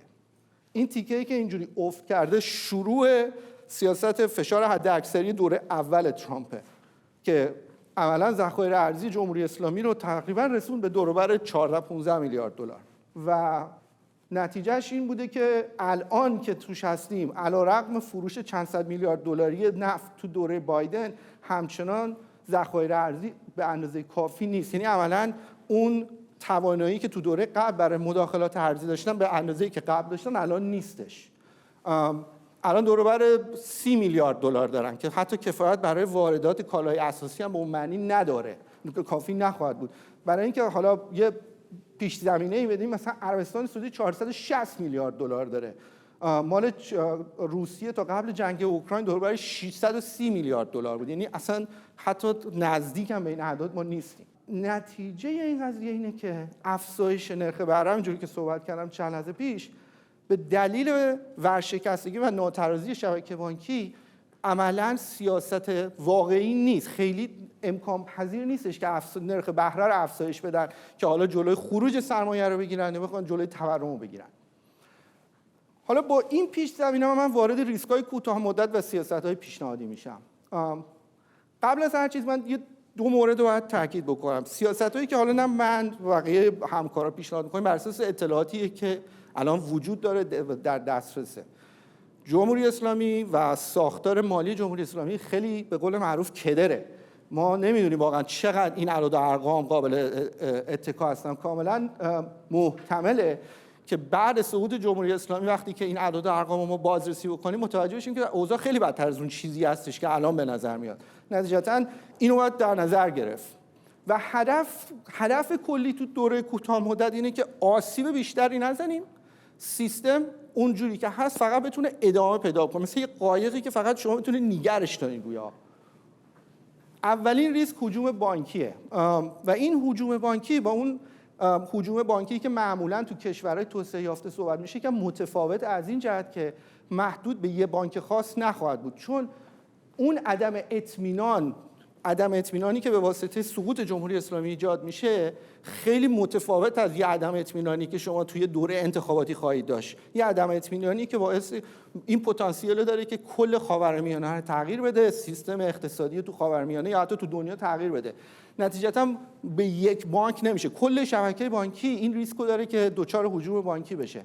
سیاستایی که حالا با بچه‌ها صحبت کردیم و نتیجه گیریمون برای سیاست‌گذاری کوتاه مدت برای این ریسک این بود که ضمانت سپرده‌ها رو بانک مرکزی یکم زیاد بکنه. الان هم بانک مرکزی با ضمانت میده ولی واقعا عملاً خیلی کوچیکه، به خصوص با دلار الان که حساب می‌کنیم چیزی کمتر نزدیک 1100 دلاره. برداشت از سپرده‌ها رو تا محدود بکنن که اعداد بزرگ مردم نتونن از سپرده‌هاشون بردارن. از طرف دیگه خیلی مهمه که توی این دوره یک گروهی بیان از این شرکت‌های حسابرسی و شبکه بانکی ایران و حساب‌هاشون رو کاملا وارسی بکنن که ما یک ایده‌ای داشته باشیم که وضعیت شبکه بانکی دقیقاً چجوریه. یه نکته دیگه هم که تو این قضیه هست که تمام این سیاست‌ها و حالا در رابطه با مسائل دیگه‌ای که من تو اسلایدهای بعدی صحبت می‌کنم، این مسئله ارتباط با مردم و بازیگران اقتصادی ایرانه. بسیار کلیدیه توی این دوره به دلیل عدم اطمینانی که وجود داره، اون عدم ثباتی که وجود داره، تمام ارتباطات کاملا شفاف و مؤثر و تایملی به موقع باشه که اون اعتماد سازی و اون سرمایه اجتماعی برگرده. ریسک بعدی فرار سرمایه است. این ریسک جدیدی نیست، همونجوری که چند دقیقه پیش گفتم همین الان هم کشور با این مسئله روبروه، فقط اون موقع سرعتش بیشتر خواهد شد با توجه به اینکه خیلی از مدیرای شرکت‌های بورسی ایران سپاهی هستن، کاملا این انگیزه رو خواهند داشتش که با توجه به اینکه دسترسی به اطلاعات در اون شرکتی هم دارن خیلی سریع دارایی‌های شرکت رو بفروشن یا حساباشون رو برداشت بکنن، اینو تبدیل بکنن به یه ارز خارجی و از کشور خارج بکنن. حالا شما میتونید به این قضیه بیت کوین و کریپتوکارنسی هم اضافه بکنید که از اون طریق این کارو بکنن. باید جلوی قضیه گرفته بشه. حالا یکی از راهایی که ما چند راه داریم صحبت می‌کنیم اینجا پیشنهاد میدیم سقف برداشت تعیین بشه، اجازه ندن تبدیل حساب‌های جاری و سرمایه‌گذاری به حساب جاری متوقف بشه، اجازه نقل و انتقالات مالی گرفته بشه، تغییر مالکیت شرکت‌ها اگه بزرگ جلوش گرفته بشه. کاهش ارزش پول ملی یک ریسک دیگه است. با توجه همونجوری که گفتم توی اون دوره عدم اطمینان پول ملی به احتمال خیلی زیاد سقوط میکنه، ولی از اونجایی که هدف نهایی اینه که ما به سمت یک بازار آزاد بریم که با نرخ ارز شناور باشه، این ریسک باید مدیریت بشه. نباید منابع کشور صرف این که ما بخوایم این فنر ارز و ما محکم نگه بداریم مصرف بشه. محمد راجع به این صحبت کردش. چی کار میشه کرد در رابطه با این قضیه که حالا یه مقداری این روند سقوط رو ما بتونیم مدیریت بکنیم؟ باید با FATF صحبت بشه که بتونیم وارد FATF بشیم، با ایالات متحده کشورهای غربی که بتونیم حداقل یه قسمتی از سانکشن‌ها رو بردارن، تحریم‌ها رو کاهش بدن، و تو صحبت با صندوق بین‌المللی پول، همون مسئله که محمد راجعش صحبت کرد که ما بتونیم از حقمون که 40 خورده 50 سال آلموست استفاده نشده استفاده کنیم، شبکه بانکی بتونه وام بگیره. یه ریسک خیلی جدیه دیگه که اگر بهش پرداخته نشه واقعا میتونه کشور رو به یه رکود ببره، سقوط بازار ریسک رکود خیلی جدیه که میتونه به وجود بیاد. بعد از سقوط جمهوری اسلامی همونجوری که گفتم اون عدم ثباتی که به وجود میاد ما میدونیم که با کاهش ارزش دارایی‌ها هم همراه خواهد بود. میدونیم شرکت‌ها سرمایه‌گذاری‌هاشون رو کاهش میدن، هجوم بانکی خواهیم داشت، ارزش پول ملی کاهش پیدا میکنه، دارایی شرکت‌ها خیلی سریع به فروش خواهد رفت. همه اینا تعریف یک بحران تمام عیار اقتصادیه. حالا چیکار میشه کرد؟ پیشنهاد ما اینه که تمام معاملات تو بازار بورس به مدت 3 ماه یا 6 ماه منحل بشه. یعنی یک به قول معروف پاز میگیریم به مدت 3 ماه تا 6 ماه هیچ معامله انجام نشه، ولی مهمه که این کار با شفافیت کامل انجام بشه. حالا چرا یه همچین چیزی ما پیشنهاد میدیم؟ اول اینکه اون جلوی اون پنیک سیل رو میگیره، اون فروش به واسطه ترس رو میگیره، چون فروش به واسطه ترس باعث میشه که ارزش دارایی‌ها خیلی پایین‌تر از اون چیزی که هست بره. نکته دوم اینه که با اون فساد و فرار سرمایه رو تا حدی کنترل میکنه، فشار به ریال برای کاهش ارزش رو تا حدی کنترل میکنه و از طرف دیگه زمان میخره برای اون حسابرسایی که دارن شبکه بانکی رو حساباشون رو وارسی میکنن و همینطور شرکت‌های بورسی رو دارن حساباشون رو وارسی میکنن. ریسک دیگه‌ای که وجود داره که حالا من یه جورایی راجبش هم صحبت کردم، افزایش فساده. توی اون دوره به دلیل همون نامسامانی این انگیزه وجود داره که مدیرای شرکت‌ها همونجوری که عرض کردم بیان دارایی‌های شرکت‌هایی که دارن رهبری میکنن رو کاملا بفروشن و اون پول رو خارج بکنن. این ریسک کاملا جدیه. چی کار میشه در رابطه باش کرد؟ به نوعی من بهش قبلا تو اسلاید قبلی اشاره کردم. معاملات به مدت 3 تا 6 ماه باید متوقف بشه. یکی از کلیدی ترین مسائل برای دوره کوتاه مدت بر FATF دوره گذار خیلی مهمه که ما خیلی سریع شروع بکنیم تعامل با اقتصاد دنیا و برگشتن به FATF. اون مدارکی که لازم دارن و اون سیگنالایی که میخوان که نشون بده دولت جدید ایران شفافیت مالی رو داره رو کاملا ارائه بکنن و این خودش باعث میشه که ما بتونیم سرمایه‌گذار خارجی رو به کشور جذب بکنیم. همین این اجازه میده که ما دارایی‌های مسدود شده ایران رو بهش دسترسی داشته باشیم. برآوردات نشون میده چیزی بین 100 تا 120 میلیارد دلاره. خود این کمک میکنه که شبکه بانکی بتونه در قبال اینا وام بگیره، به خروج سرمایه کمک میکنه، به سقوط پول ملی رو تا حدی میتونه کنترل بکنه. نکته بعدی دیگه اینه که این مسائل مربوط به اسلامیک فایننس باید کاملا منحل بشه. مثلا این انحلال شورای عالی بورس ایران، اینا یه سازمانی هستن که تمام اون تفکرات اسلامی رو روی سازوکار بازارهای مالی ایران دارن اعمال میکنن. این اصلا لازم نیست همچین چیزی، کاملا اینفیشنسی ایجاد کرده. این باید کاملا خیلی سریع منحل بشن. و از طرف دیگه همونجور که گفتم ما باید بتونیم سرمایه‌گذاری خارجی جذب کنیم. خب ملحق شدن به FATF، دسترسی به بازار جهانی، این قضیه رو تا حدی تاثیر خواهد کرد. فقط برای اینکه شرایط رو من ترسیم بکنم، ایران کمترین ورود سرمایه به کشور نسبت ورود سرمایه به تولید ناخالص داخلی رو داره و این عدد تو 20 سال گذشته تو همین حد بوده. بعد از اینکه اون شرکت‌های حسابداری مطالعاتشون رو انجام دادن، بازار بورس میتونه باز بشه و برای اینکه ما این سیگنال خیلی قوی به سرمایه‌گذارهای خارجی بدیم، خوبه که باز شدن مجدد بورس تهران به کمک شرکت‌هایی باشه که تجربه زیادی در مدیریت اکسچنج و سازمان‌های بورسی داشتن. حالا من میرم سر ریسک‌های بلند مدت. هدف کلی اینه که کشور به سمت بازار آزاد بره با دخالت حداقلی دولت و شرایطی که دسترسی به سرمایه برای خانوارها، شرکت‌ها و شرکت‌های کوچیک آسون بشه.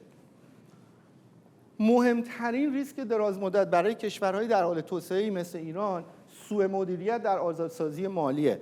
مثالایی داریم تو دنیا مثل مکزیک تو سال 94-95 یا شرق آسیا 97-98. تو مکزیک دولت اون موقع بیل کلینتون با صندوق بین‌المللی پول مجبور شدن که مکزیکو عملا نجات بدن. ریشه این قضیه توی اینه که این کشورهای در حال توسعه مثل ایران فرهنگ ارائه اعتبارات مالی توشون بسیار پایینه. اعتبار سنجی به اون معنی خیلی وجود نداره. این باعث میشه که وقتی که شما یک ورود سرمایه خارجی دارین، این انگیزه ایجاد بشه که ما هی وام بیشتری بدیم، نرخ بهره رو بالا ببرن و این باعث میشه که شما یه سری وام‌های خیلی پرریسک شبکه بانکی بده و شما یه سری سایکل‌هایی خواهید داشت، سیکل‌هایی خواهید داشت که یه عالمه وام میدیم و بعد یهو وام‌ها قطع میشه همه و این یک چیز کاملا مضر برای اقتصاد. حالا چیکار میشه کرد؟ باید شبکه بانکی روش کاملا نظارت بشه. قوانین بازل 3 باید روش کاملا ایجاد بشه، اعمال بشه. دولت جدید ایران نرخ ارز شناور رو باید اعمال بکنه. داشتن یه نرخ ارز فیکس، یه نرخ ارزی که ثابته، باعث میشه که اساسا یه فسادی ایجاد بشه و خودش هم یه عالمه منابع میبره برای اون کار. نظام‌های حسابرسی باید آپدیت بشه که کمک بکنه ما بدونیم بانک‌ها دقیقاً دارن چی کار میکنن. حالا سایر توصیه‌های بلند مدتی که ما داریم اینه که بانک مرکزی نوین بر اساس 3 ستون پایه‌گذاری میشه: استقلال، شفافیت و پاسخگویی. هیچ کدوم اینا رو الان نداریم. در آینده ایران این 3 اصل برای بانک مرکزی باید به رسمیت شناخته بشه. علاوه بر این همه این چیزهایی که من گفتم هیچ کدوم به تنهایی کار نخواهد که همه اینا قطعات یه پازله. به طور مثال شما تمام اصلاحات بانکیتون مادامی که کسری بودجه دولت درست نشه، پیشنهادات محمد اعمال نشه، انضباط مالی دولت اولویت قرار نگیره و این کسری بودجه بمونه، خیلی از این راههایی که داریم پیشنهاد میکنیم هیچ کدوم اتفاق نخواهد افتاد. اینا همه قطعات مختلف پازله. یکی از راههای خوب برای کنترل تورم هدف‌گذاری تورمیه. خیلی کشورها دارن این کارو میکنن، دهه 90 این کار داره انجام میشه. تحلیل ترازنامه بررسی سلامتی مالی شبکه بانکی، مطمئن بشیم که با استاندارد بازل 3 مطابقت دارن. همین الان بر اساس آخرین چیزایی که خودشون چاپ کردن، ضریب کفایت سرمایه تو ایران منفیه، منفی 21.5%. این یک فاجعه تمام عیاره. در صورتی که توی یک سیستم درست بانکی اصلا همچین چیزی کاملا مترادف با اینه که شبکه بانکی ورشکسته است. و حالا مسائل دیگه‌ای که پیشنهاد کردیم اینه که سود سهام پرداخت نکنن و قوانین حسابرسی رو آپدیت بکنن. بانک‌ها ایران به دلیل اینکه الان یه مقداری که حالا عملاً ورشکستن، ولی در آینده ایران به دلیل اینکه تازه دارن این بازسازی رو انجام میدن، یه چیزی بین 20 تا 25% دارایی‌هاشون رو به صورت پول نقد نگه دارن که عملاً مثل یه بافر، مثل یه بالشتی جلوی ریسک عمل بکنه. اونایی که بانکایی که یکم ریسکی ترن یکم بیشتر باید این کار انجام بدن. نرخ بهره کاملاً باید روش مطالعه انجام بشه. بانکایی که ریسکی ان نمیتونن از میانگین نرخ بهره عدد بالاتری رو ارائه بکنن. برای کشوری مثل ایران که لنگر انتظارات تورمی هم که اول پرزنتیشن گفتم توی بازار عرضه نه تو نرخ بهره، عملاً تغییر نرخ بهره برای کنترل تورم کار نمیکنه. بهترین کار برای کنترل تورم اینه که به صورت مقداری شبکه بانکی رو توسعه ترازنامه‌اش رو ما کنترل بکنیم، یعنی رشد نقدینگی رو کنترل بکنیم، اجازه ندیم که از یه حدی بیشتر بشه.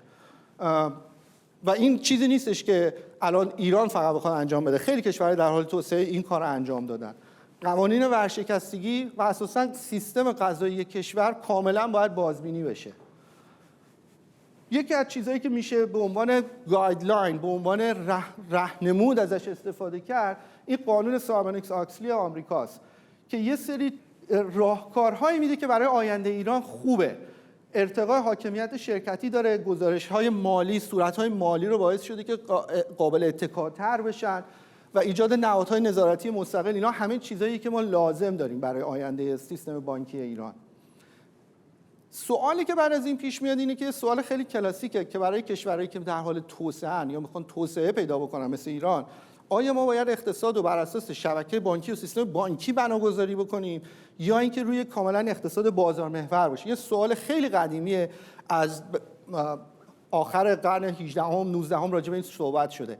موضوع اینه که همه پژوهش‌ها نشون میدن هیچ کدوم از این دوتا نیست، هیچ کدوم از این دوتا لزوما برتری خاصی به نسبت اون یکی ندارن. چیزی که مهمه سیستم قضایی کشوره، سیستم قانونی کشوری که باید اصلاح بشه و توی اون سیستم قانونی شما باید بتونید قراردادها رو روش نظارت بکنین. اگه قراردادها روش اعمال بشه مفاد قراردادها، یکی از چیزهای خیلی مهمی که هستش اینه که تفکیک قوا داشته باشین به معنی واقعی کلمه. از سرمایه‌گذاران و حقوقشون دفاع بشه، این فرایند اجرایی قراردادها روش نظارت بشه. اعجم‌اوغلو امسال نوبل اقتصاد رو برد دقیقاً به دلیل همین مسائل که شما نهادها و سازمان‌های قانونی می‌خواین که کمک بکنی که شما رشد اقتصادی داشته باشید. ریشه رشد اقتصادی توی این نیستش که شما روی بانک سوار باشین یا روی سیستم بازاری، روی سیستم قضایی کشور خیلی اهمیت داره و نهادهای قضایی تو کشور. در آخر هم یه سری راهکارهای دیگه هم که گفتیم، قوانین ورشکستگی که چند دقیقه پیش راجع بهش صحبت کردم. بذارید من برای اینکه سریعتر رد بشم برم روی این تیکه. توی خیلی بلند مدت بعد از اینکه تورم کنترل شد، مسائل به قول معروف تا حدی ما در اقتصاد ایران رو برگردونیم رو ریل ترقی، یکی از کارهایی که میشه کرد اینه که بازار اوراق مشتق فاینانشل دیریویتیوز تو ایران دولت کمک بکنه که راه اندازی بشه. این تو ایران به معنی که ما تو امریکا یا کشورهای غربی داریم تو وجود نداره، به دلیل همون اسلامیک فایننس وجود نداره.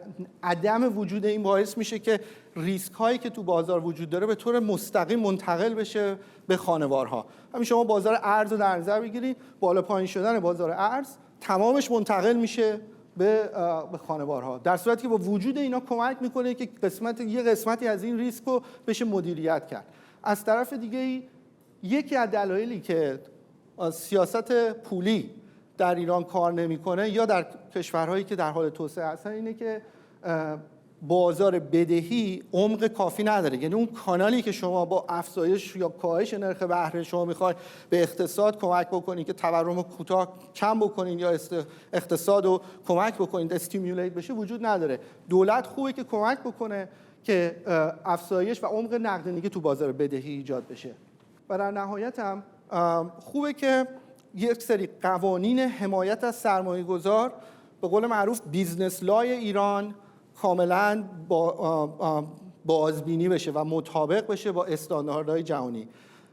یکی از چیزهایی که ما تو فایننس میدونیم اینه که ریشه قانونهای کشورهای مختلف تاثیر جدی دارد روی رشد اقتصادی.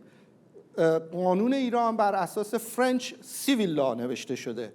آمریکا، انگلیس، کشورهای آنگلوساکسون روی کامن لاه. حالا اینکه ریشه قانون رو بشه عوض کرد یکم سخت احتمالاً شدنی نیست، ولی میشه المان‌هایی از اونو که مربوط به قوانین تجاریان تغییر داد، بازبینی کرد، بروز کرد که ما بتونیم به قول معروف سرمایه‌گذار خارجی رو راحت‌تر به کشور جذب کنیم. خیلی ممنونم، سرتون رو درد آوردم. سپاسگزارم از شما. من فقط یه بار دیگه یادآوری میکنم پرسش هایی که من از کارشناسان برنامه میپرسم پرسش هایی هستش که اعضای کامیونیتی من و تو تعدادیشون بعد از مطالعه مقاله ها مطرح کردن. یکی از تاکیدهای شما در این مقاله این بوده که مصرف خانوار در این دوران سقوط نکنه. اما خب همزمان هم پیشنهاد دادین توی برنامه بانکداری که حسابهای مردم باید برای مدتی فریز باشه تا هجوم بانکی اتفاق نیفته.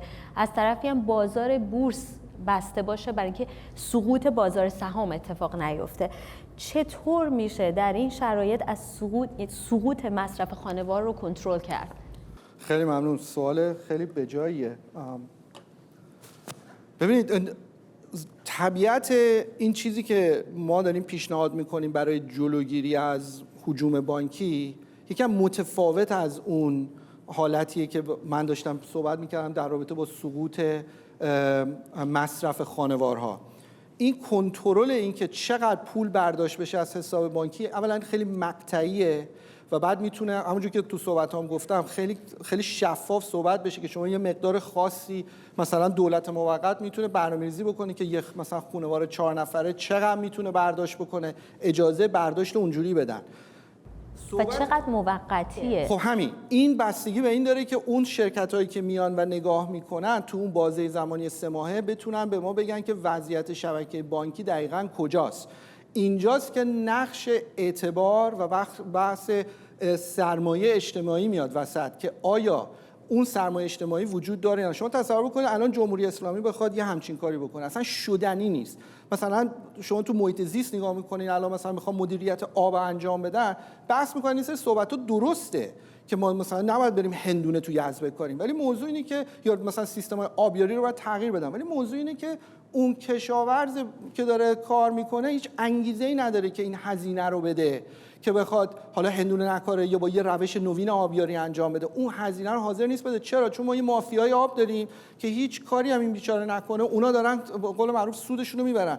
و ایناست که با عرض کردم شما قطعات مختلف پازل این شما سرمایه اجتماعی برای این کار لازم دارین که مردم حاضر باشن این همکاری رو بکنن. این نکته اوله. نکته دوم، اون در رابطه با این افت مصرف خانوار، اون یه چیزیه که خیلی دراز مدت و خیلی نهادینه شده میتونه اتفاق بیفته. وقتی که شما کنترل نکنی اون عدم ثباتو که منجر میشه به اینکه ارزش دارایی‌ها بیاد پایین و شما شرکت‌ها سرمایه‌گذاری نکنن، نرخ بیکاری بالا بره، شما وارد یه رکود میشین. اون رکود یه چیزی که به این راحتی نمیشه تغییرش داد، ولی اون مسئله عدم برداشت یا تعریف کردن یه سقف برداشت یه چیزیه که مقطعیه و میشه کنترل شده انجامش داد. دوباره برمیگردم به همین، چون پرسش بعدی هم به همین مرتبطه. توی همین دوره که حالا این محدودیتی که اشاره کردین روی حسابهای مردم وجود داره، قاعدتاً تورم هم افزایش پیدا میکنه. ویژگی هر کشوری که گذار رو پشت سر میذاره بالا رفتن تورمه. در این صورت شما چطور، یعنی چه راهکاری دارین که ارزش سرمایه مردم در دورانی که این محدودیت ها هم هست حفظ بشه؟ منظورتون سقوط ارزش پول ملیه؟ بله دقیقاً. ببینید موضوع اینه که هدف این نیستش که ما پول ملی رو ارزشش رو با صرف منابع، اون کاری که جمهوری اسلامی 40 ساله داره میکنه، انجام بدیم. هیچ اقتصادی نتونسته در مقابل نیروهای پایه‌ای اقتصاد با مداخلات دائمی جلوی سقوط پول رو بگیره. موضوع اینه که وقتی که ما شاهد سقوط جمهوری اسلامی باشیم و اون نابسامانی و عدم اطمینان اتفاق بیفته، پول ملی سقوط میکنه. سوالی نیستش که آیا ما جلوی این سقوط رو باید بگیریم یا نه، سوالی اینه که ما چی رو چجوری باید مدیریت بکنیم و ترجیحاً تو دوره کوتاه مدت بتونیم این کار رو بکنیم که بعدش با جذب سرمایه خارجی ما شاهد این باشیم که پول ملی خودش به صورت درونزا ارزشش بره بالا، نه اینکه ما با صرف منابع بریم از بانک جهانی وام بگیریم که اینو بیایم تو بازار ارز تزریق بکنیم. مثلا یه فنری شما در نظر بگیرید، یه فنر رو شما بخواید فشرده نگهداری انرژی میبره. مثلا این میمونه که شما بخواید نرخ ارز رو نگهداری، هی باید بهش پول تزریق بکنی. این اصلا برای یه اقتصادی مثل ایران، ما اینو تجربهش رو تو دوره جمهوری اسلامی داشتیم، دلیلی نداره این کار انجام بشه. ولی وقتی که یه دولت گذاری داریم که سرمایه اجتماعی داره که با FATF میتونه حرف بزنه، سیگنال جدی به جامعه جهانی بده که ما عضو FATF میشیم، تعامل جهانی خواهیم داشت و بعد سرمایه گذار خارجی میاد، به صورت درونزا نرخ ارزش پول ملی از سقوط خارج میشه، ثبات پیدا میکنه و احتمالاً تا حدی هم بهتر میشه، بالا میره. یعنی در این دوران گذار به هر حال شما باور دارین که تورم این یه روند طبیعیه دیگه، افزایش پیدا میکنه؟ تو خیلی مقطع کوتاهی بله، ولی تورم به نظر من اگر این سیاست گذاری پیاده بشه، به عقیده من تو یک سال اول میشه نصف بشه، تو سال دوم احتمالاً دوباره نصف میشه، یعنی به ظرف 3 سال تورم میشه کاملا کنترل کرد. کشورهای دیگه این کارو تونستن بکنن. ببینید یه سوالی که ممکنه پیش بیاد اینه که خب الان ما همه اینا رو داریم میگیم، خب چرا جمهوری اسلامی این کارو نمیکنه؟ اینا واقعا چیزای پیچیده‌ای نیستش که الان من صحبت کردم یا محمد صحبت کرد. من خیلی روی این قضیه صحبت کردم و نوشتم که اقتصاد ایران، علم اقتصاد الان براش راهکار نداره. نه به این معنی که راهکارهای اقتصادی جواب نمیده، به این معنی که هویت جمهوری اسلامی و دستگاه و چارچوب سیاسی و رویکرد اقتصادیشون به فرمیه که اصلا این راه حلات شدنی نیست، محقق شدنی نیستش که شما بخواید حالا تبعاتش رو ببینید. اشکال کار تو این الان. یه سوالم فکر کنم خیلی مهم باشه، برای اینکه ما میدونیم الان این ارز نیمایی یکی از دلایل وجود فساد هستش، خصوصا در بازار سهام. برنامه شما برای رسیدن به نظام تک نرخی چیه؟ ببینید سوال خیلی خوبی پرسیدین. ما سوال همه اعضای کامیونیتیمون همش خوبه. همشون خوبه، مطمئنم. واقعا ممنون ازشون که این مقاله ها رو خوندن. همه مقاله ها به نسبت هم طولانی هستن. ببینین بذارید من مثال بزنم از همین همتی، همین آقای همتی که استیضاح شد. ما یک عالمه پژوهش داریم که وقتی که شما بازارهای موازی دارید در رابطه با هر دارایی، حالا ارز داراییشه و قیمت گذاری‌های متفاوت، این یک بستریه برای فساد. چرا؟ چون یه عده‌ای که دسترسی به رانت اطلاعاتی یا رانت قدرت دارن، به اون بازارها دسترسی دارن، به قیمت پایین‌تر اون ارز حالا اون دارایی میگیرن، تونکی بازار به قیمت بالاتر میفروشن و بازار مکانیزمی هم نداره که اینو اصلاح بکنه. اینو ما میدونیم، خیلی هم راجعش پژوهش شده. بعد آقای همتی مثلا میاد میگه که من رو کاغذ، ما همه میدونیم که همتی خودش به خود کاری ای نیست، ولی فقط همین که حرفشو زد استیضاحش کردن گذاشتنش کنار. موضوع اینه که من برمیگردم به پاسخی که به سوال قبلیتون دادم، این رویکرد سیاسی جمهوری اسلامیه که اجازه نمیده این نرخ بهره تک نرخی بشه، این بازار یه بازار ارز ما داشته باشیم. موقعی جمهوری اسلامی سقوط بکنه اصلا اساسا این مشکل اتومات حل میشه. یه سری از این مشکلات که ما صحبت کردیم با سقوط جمهوری اسلامی اتومات مرتفع میشن. مثلا بانکداری اسلامی مثلا لازم نیست ما فکر کنیم حالا ما چیکار باید بکنیم بانکداری اسلامی رو بذاریم کنار. سقوط جمهوری اسلامی اتومات بانکداری اسلامی رو میذاری کنار، مگر اینکه ما یه نیرویی بذاریم بگیم میخوایم نگرش داریم. شما یه موردی هم که اشاره کردین در مقالتون اینه که مرکز مبادله ارز و طلای بانک مرکزی باید به وارد کنندگان ثبت شده ارز کافی بده برای وارد کردن کالاهای اساسی.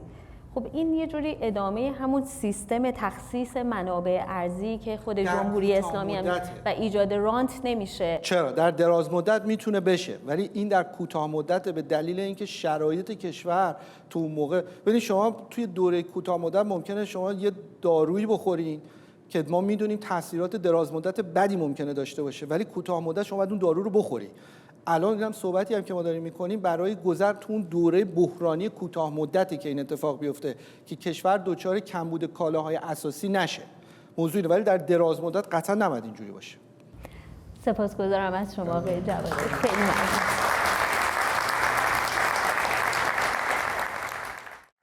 یکی از گام‌های اساسی برای ساختن اقتصادی سالم، رقابتی و شفاف در ایران پس از جمهوری اسلامی خصوصی سازی نهادهای حکومتی و شبه دولتی، نهادهایی که در 4 دهه گذشته نه تنها منابع عمومی رو در اختیار گرفتن و به هیچ کس پاسخگو نیستند، بلکه اقتصاد رو از درون دچار فساد ساختاری کردند.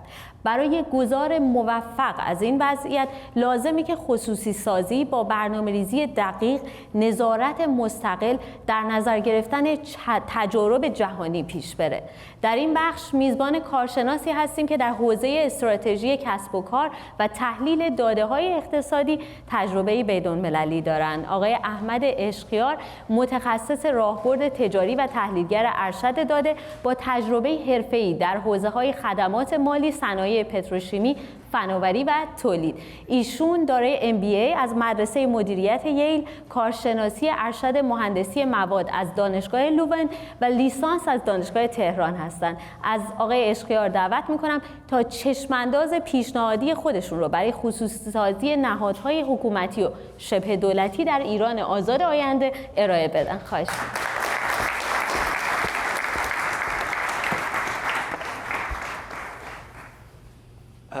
خیلی ممنونم از همه شما دوستان، به خصوص از دوستانمون در منوتو، دوستانمون در نفتی و به شاهزاده به خاطر ویژنی که داشتن و ما اینجا هستیم و به اون کار میکنیم. خب برای مرور خصوصی سازی باید اول ببینیم در 80 سال گذشته چه اتفاقی افتاده در ایران. ما 2 رویکرد کاملا متضاد داریم. قبل از انقلاب اسلامی، قبل از سال 57 ما 3 دهه رشد ممتد داشتیم و خصوصی سازی ادامه این رشد بود و چند نکته در مورد خصوصی سازی قبل از انقلاب میتونیم بگیم. یکی از بزرگترین نمونه‌هاش انقلاب سفید بود که اوایل دهه 60 که میشه اوایل دهه 40 خورشیدی اتفاق افتاد. بیش از نیمی از زمین‌های کشاورزی بین روستاییان توزیع شد. یک برنامه توزیع عدالتی بود که بسیاری رو زمیندار و دارای منابع کرد. این و بزرگی این برنامه به شکلی بود که نیمی از خانوارهای روستایی که در اون زمان میشد 1/3 خانوارها در کل کشور از این نفع بردند. این یک بخشش بود. بخش دیگه شرکت هایی بود که در اون دوره یا کاملا یا بخش خصوصی شدند برای اینکه این شرکت ها مدیران با نگاه بین المللی داشته باشند، سرمایه گذاری های خارجی رو جذب بکنن و همینطور بتونن به بازارهای بین المللی دسترسی پیدا بکنن. ما ایران ایر رو داریم، خیلی نمونه بسیار موفق. همینطور شرکت تنباکوی ایران و یک شرکت نشنال استیل در ایران بود که خصوصی شدن در اون دوره. ولی چه اتفاق افتاد بعد از 57؟ در سال 57 وقتی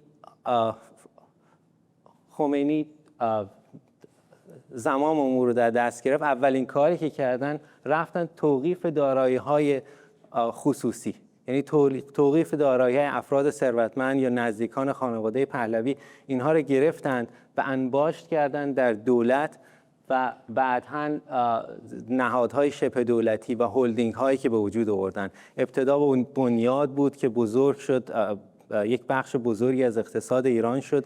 بعدها آیکو یا همون ستاد اجرایی رو درست کردن که اون هم بسیار بزرگ شد. یکی از بزرگترین زمینداران در کشور است الان. این ادامه پیدا کرد تا دهه 90 میلادی و اوایل این قرن که دولت تصمیم گرفت که خصوصی سازی رو درست بکنه. یک برنامه ماده 15 برنامه سوم مجبور کرد دولت رو که یک سری از این شرکت ها رو خصوصی سازی بکنه. اتفاقی که افتاد، اینها شروع کردن ظرف 20 سال 88 میلیارد دارایی دولت رو خصوصی سازی کردن. حالا ما میگیم 88 میلیارد دلار. رقم واقعی 88 میلیارد دلار نیست. این رقمیه که اینها به فروش رفتن. بسیاری از این شرکت ها زیر حتی رقم دارایی هاشون به فروش رفتن. اینا فروخته شد به کسانی که رانت داشتن، کسانی که آشنا داشتن، وابسته به حکومت بودن. اینها یک شرکت خصوصی رو گرفتن، زمینش رو و منابعش رو فروختن و شرکت رو تعطیل کردن. هیچ ارزشی اضافه نکردن به اقتصاد و کمتر از 10% این منابع واقعا به بخش خصوصی منتقل شد. حالا ما میگیم 10% منابع، این خیلی بدتر هست. ما اگه به شرکت‌های بزرگ نگاه بکنیم، از 100 شرکت بزرگی که خصوصی شدن، حتی یک کدومشون هم در نهایت توسط بخش خصوصی مدیریت نشدن. ما اگه به این شرکت‌هایی که خصوصی سازی شدن نگاه بکنیم، تقریبا همه اونها دارایی‌های سنگین دارن، زمین، منابع و به همین شکل. این یک چیزی هستش که نشون میده، اگه ما بهش نگاه بکنیم به ما نشون میده که چرا اینها به این خصوصی سازی علاقه داشتن.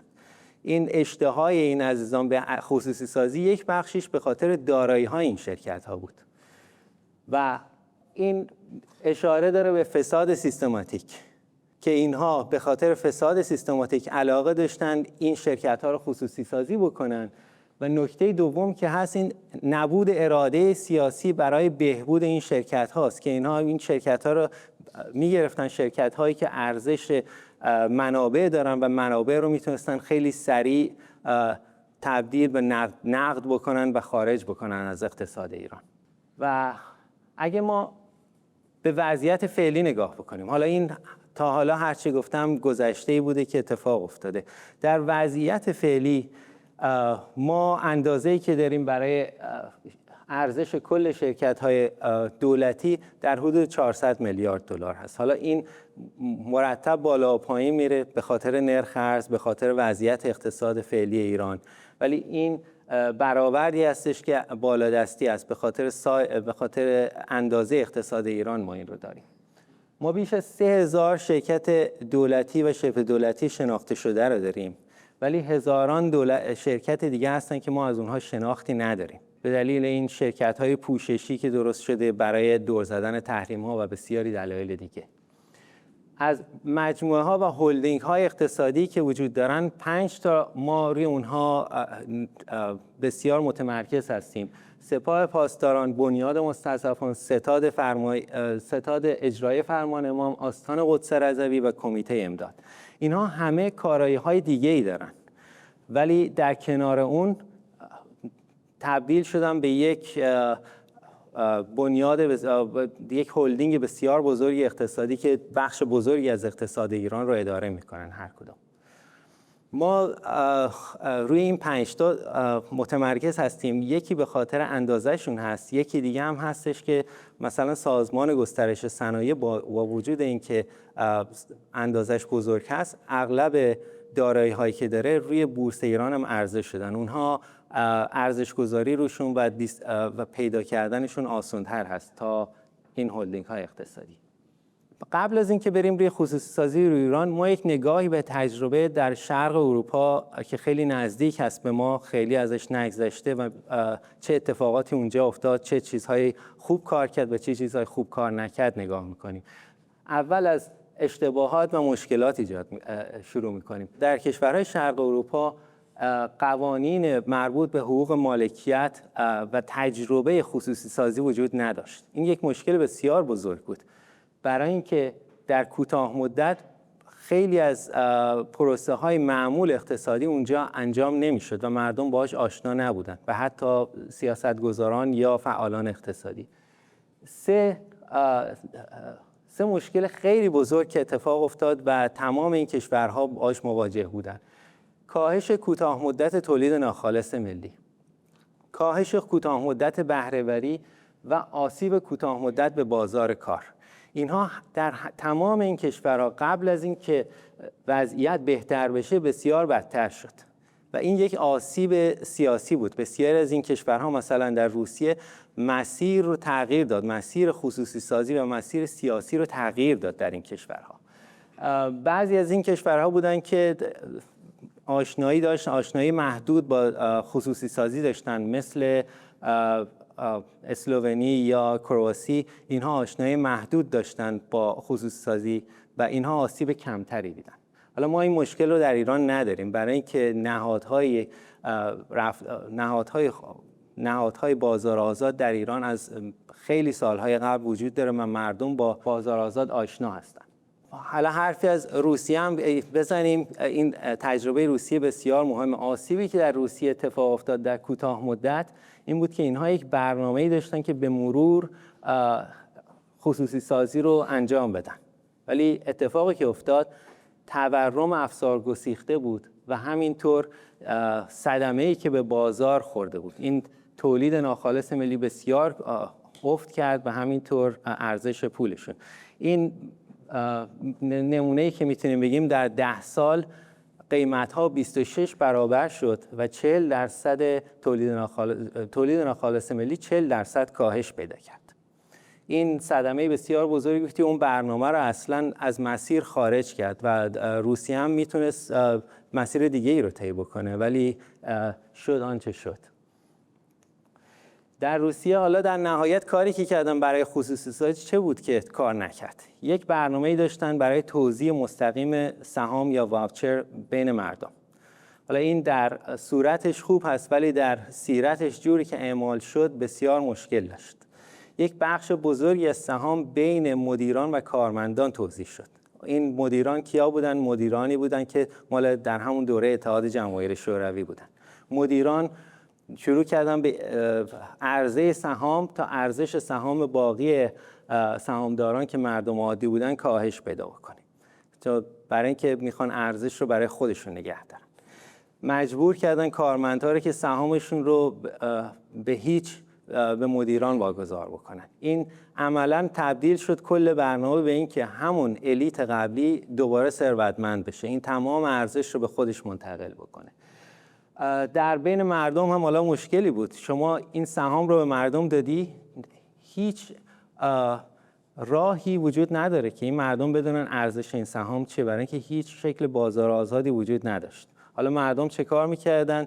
در وسط اون بحبوحه که مشکل مالی دارن، تمام سهاماشون رو به قیمت 1 کیلو کره میفروختن به قیمت بسیار ناچیز.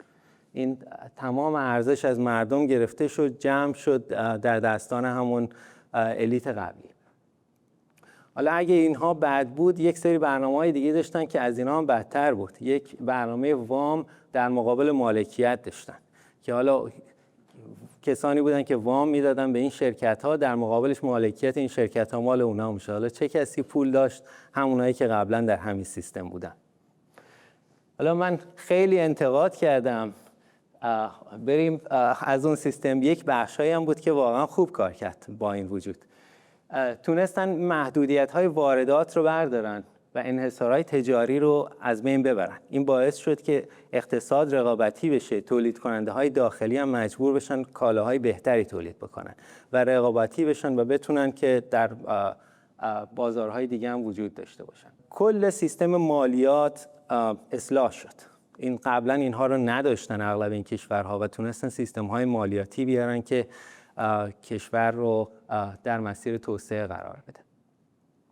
استانداردهای نظارتی و حسابداری اعمال شد که قبلا نبود و در بعضی از این کشورها که خصوصی سازی رو بعدتر شروع کردن، یک کاری کردن که بسیار مفید واقع شد و اون هم کنترل بعد از خصوصی سازی بود که دولت با خصوصی سازی از این عرصه اقتصاد خارج نمیشه، اون نقشش که نقش سیاستگذاری و کنترل هست رو ادامه میده.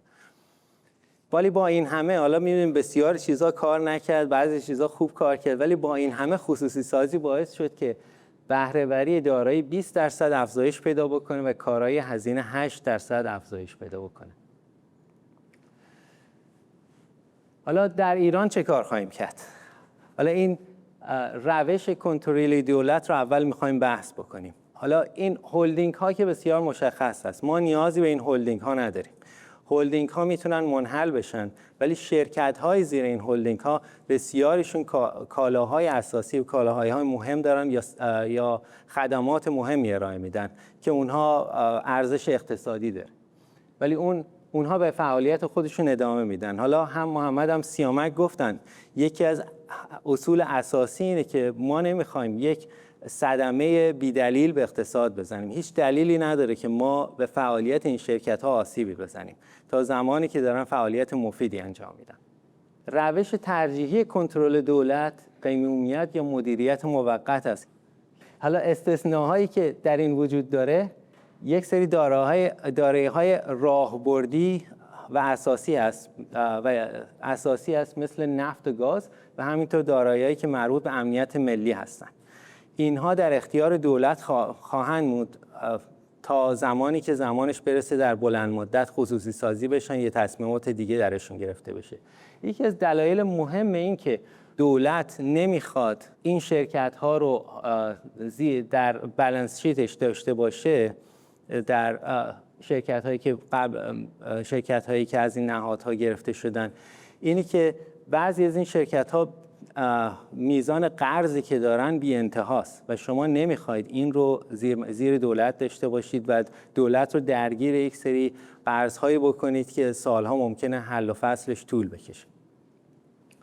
در کنار اون ما یک مشکل دیگه هم داریم. بسیاری از دارایی‌های مردم در طی این 45 سال گذشته ازشون گرفته شده و گذاشته شده زیر این نهادها، زیر این هولدینگ ها. خب این دارایی‌ها باید به شکلی به دارندگان اصلیشون برگرده. یکی از اصول اساسی بازار آزاد این هست که ما به مالکیت خصوصی احترام می‌گذاریم و این یکی از نمادهاش اینه که اگر کسی بدون دلیل آسیبی دیده، مالکیتش ازش گرفته شده، این حق داره که در یک دادگاهی که حق رسیدگی به این مسائل رو داره، میتونه شکایتش رو اونجا اعمال بکنه و بسیاری از این دارایی ها مستقیم نمیشه برگردونده بشه بهشون، برای اینکه چند دست چرخیده یا تغییر کرده به اون شکل و نمیشه مستقیم برگرده، ولی اگه زیانی دیدن بعد زیانشون جبران بشه. حالا اهداف خصوصی سازی چه هست؟ حالا اهداف خصوصی سازی اولیش ارزش اقتصادی است. تمام کشورهایی که خصوصی سازی میکنن، حتی جمهوری اسلامی نمیگه ما میخوایم ارزش اقتصادی رو کاهش پیدا بکنیم، میگن آقا ما میخوایم ارزش اقتصادی بهبود پیدا بکنیم. این که این کار تو صورت میگیره یا نه یک بحث جدایی هست. ولی علاوه بر اون ما در یک وضعیت ویژه‌ای هستیم، ما در یک وضعیت گذاری هستیم و هر تصمیمی که ما میگیریم چه در دولت باشه و چه در بیزنس، تصمیم یک بهینه‌سازی هست. و ما چه کاری میخوایم بکنیم؟ ما یک بخش میخوایم ارزش اقتصادی رو افزایش بدیم، ولی در کنار اون میخوایم اختلال رو هم کاهش بدیم. برای اینکه در کوتاه مدت هر اختلالی که ما ایجاد بکنیم ممکنه ما رو از اون مسیر سیاسی و از اون نگاه دورپروازانه که داریم برای رشد اقتصادی بلند مدت ایران ما رو از اون دور بکنه.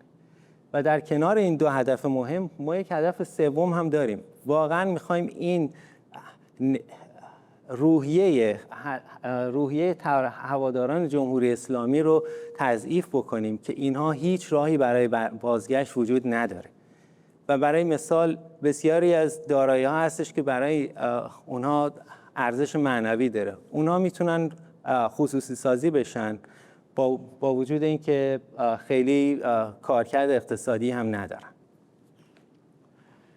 و تمام این خصوصی سازی زیر یک نهاد مستقل تحت وزارت اقتصاد خواهد بود. و یک بحث دیگه هم که فراموش کردم بگم اینه که مدیران دو دسته هستن در جمهوری اسلامی. یک سری مدیران میانی هستن که آدم‌های کارآمدی هستن و حالا این مملکت رو که سلامی خامنه‌ای که اداره نمی‌کنه. یک سری مدیران میانی کارآمدی هستن که این کشور نابود نشده به خاطر همون هاست. اونها باقی خواهند موند، ولی مدیرانی که فاسد هستن جایگزین خواهند شد با مدیران جدید. حالا در نهایت صحبت می‌کنیم از روش خصوصی سازی. در کوتاه مدت خصوصی سازی به دو شکل خواهد بود. اکثریت خصوصی سازی از طریق توزیع واوچر خواهد بود بین مردم و این واوچرها بین 1 تا 3 سال قفل خواهند بود، یعنی امکان فروششون نیست. که می‌خوایم اون اشتباهی که در روسیه اتفاق افتاد و بعضی کشورهای دیگه این اشتباه رو نکردن و این سهام‌ها رو قفل کردن، ما می‌خوایم همون تجربه رو تکرار بکنیم.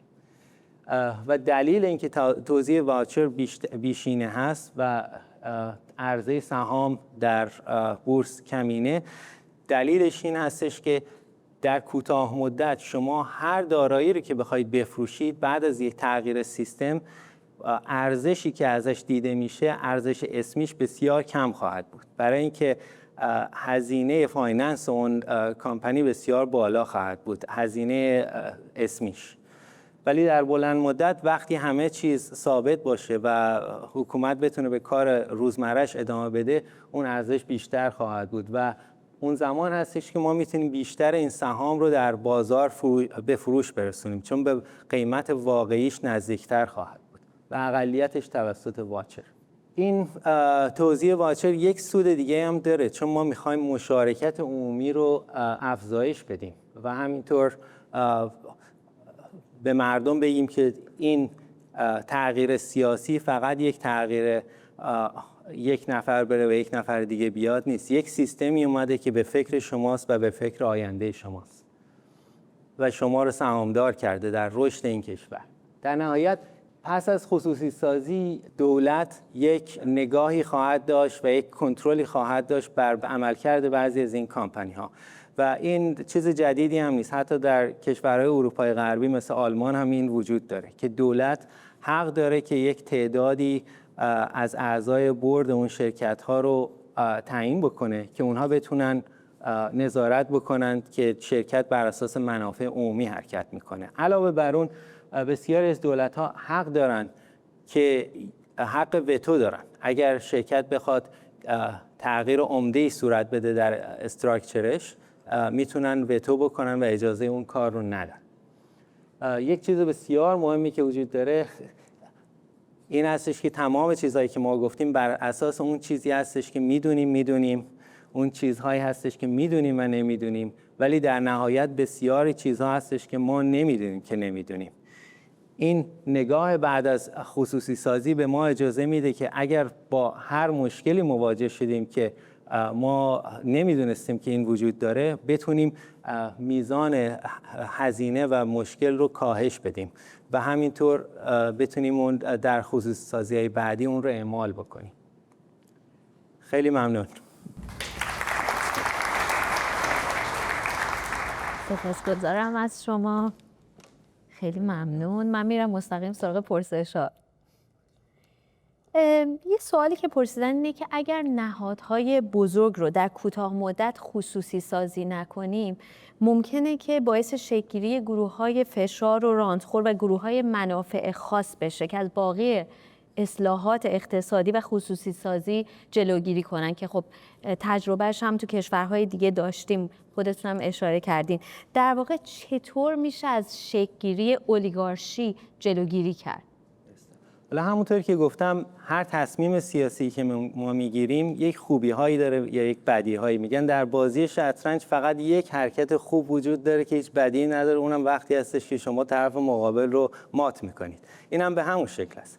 این درسته که این ایراد رو داره، ولی ما باید به کل قضیه نگاه بکنیم و این خصوصی سازی فقط یک برنامه اقتصادی نیست، یک برنامه سیاسی هست. این مشکل ممکنه وجود داشته باشه، ولی در نگاه مقابل فروش شرکت‌های بزرگ در کوتاه مدت باعث میشه که این شرکت‌ها فایر سیل بشن یا به فارسی ما به ثمن بخس اینها رو بفروشیم و این چیزی نیستش که ما می‌خوایم.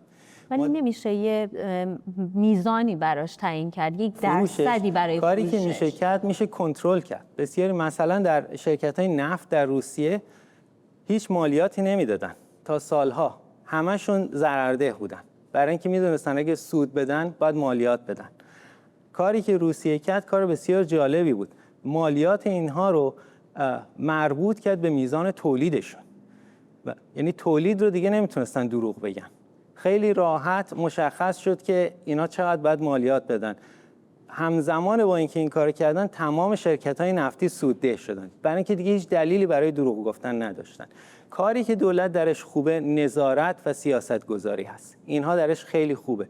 بعضی وقتا مجبور هستش که یه مقدار کار اجرایی هم انجام بده، اون باید در کوتاه مدت باشه، میزانش کم باشه و در بلند مدت باید کار ویژه خودش رو انجام بده. یه پرسش دیگه هم اتفاقاً مربوط میشه به اموالی که مصادره شدن، چه در زمان همون دوران 57 و بعد از اون در این سالها.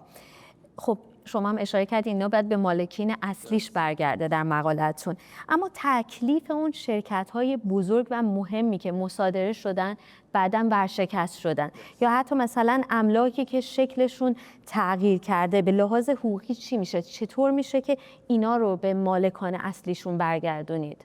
دلیل این که من اساساً گفتم که حالا منم نیستم، یک کار تیمی بود، بسیار رفت و برگشت داشت و نظر ما بر این بود که باید یک دادگاهی برای این نظارت بکنه. یکیش همین هست. بسیاری از اون شرکت‌ها یا اساساً دیگه وجود ندارن یا تغییر شکل دادن.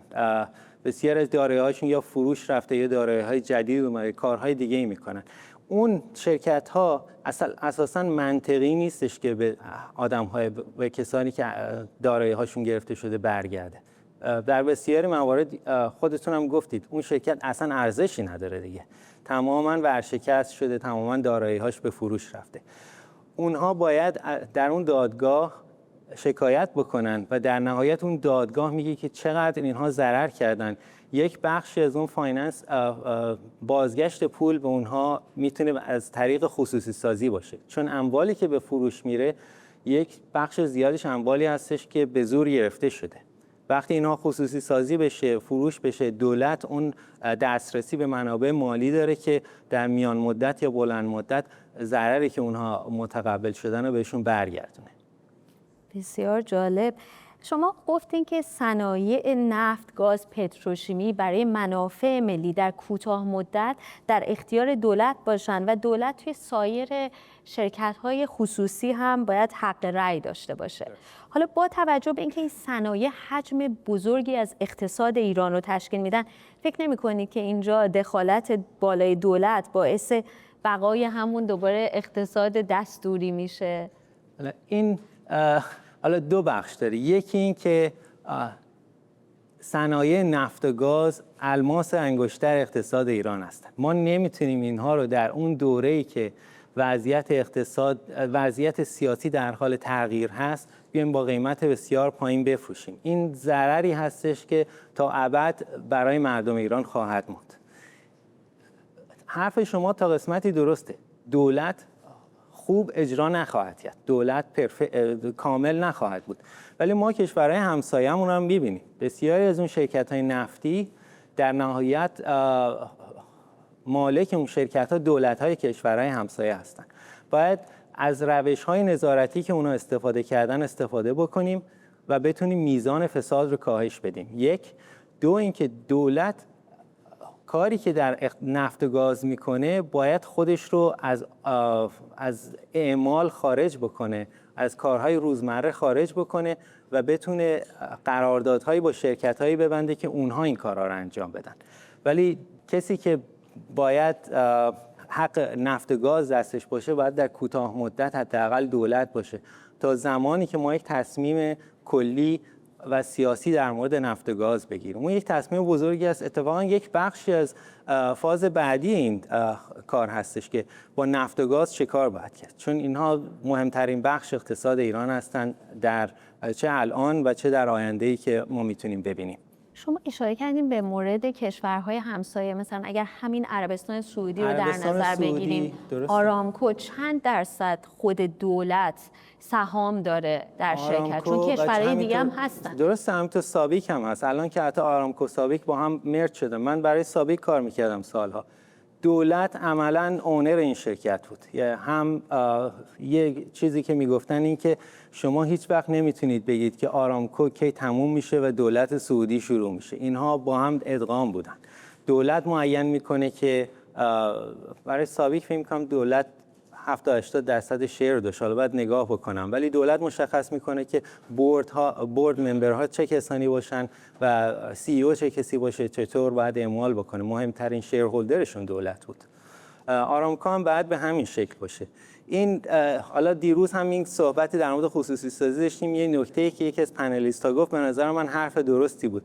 ما باید به اون چی میخوایم خیلی بیشتر فکر بکنیم و یه ذره کمتر به اینکه چطور میخوایم به اون برسیم. خیلی ممنونم.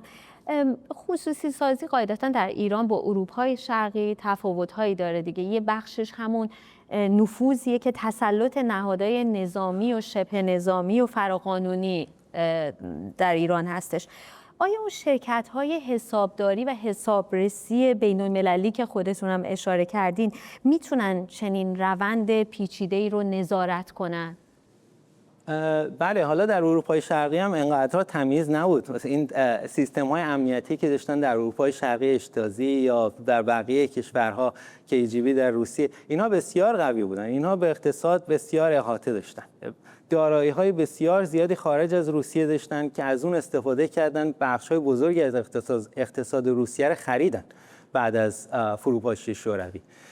این شرکت‌ها قبلا در ایران بودن. اتفاقا یکی از استادای من در ایران کار میکرد. در ایران فکر می‌کنم در سازمان برنامه بودجه MBA گرفت و در ارنست اند یانگ در ایران کار میکرد. اینا قبلا در ایران بودن و خیلی هاشون که در ایران کار کردن هنوز هستن، هنوز در بازار کار هستن. اینا توان این که بیان و دوباره اون نظارت‌ها رو اعمال بکنن دارن.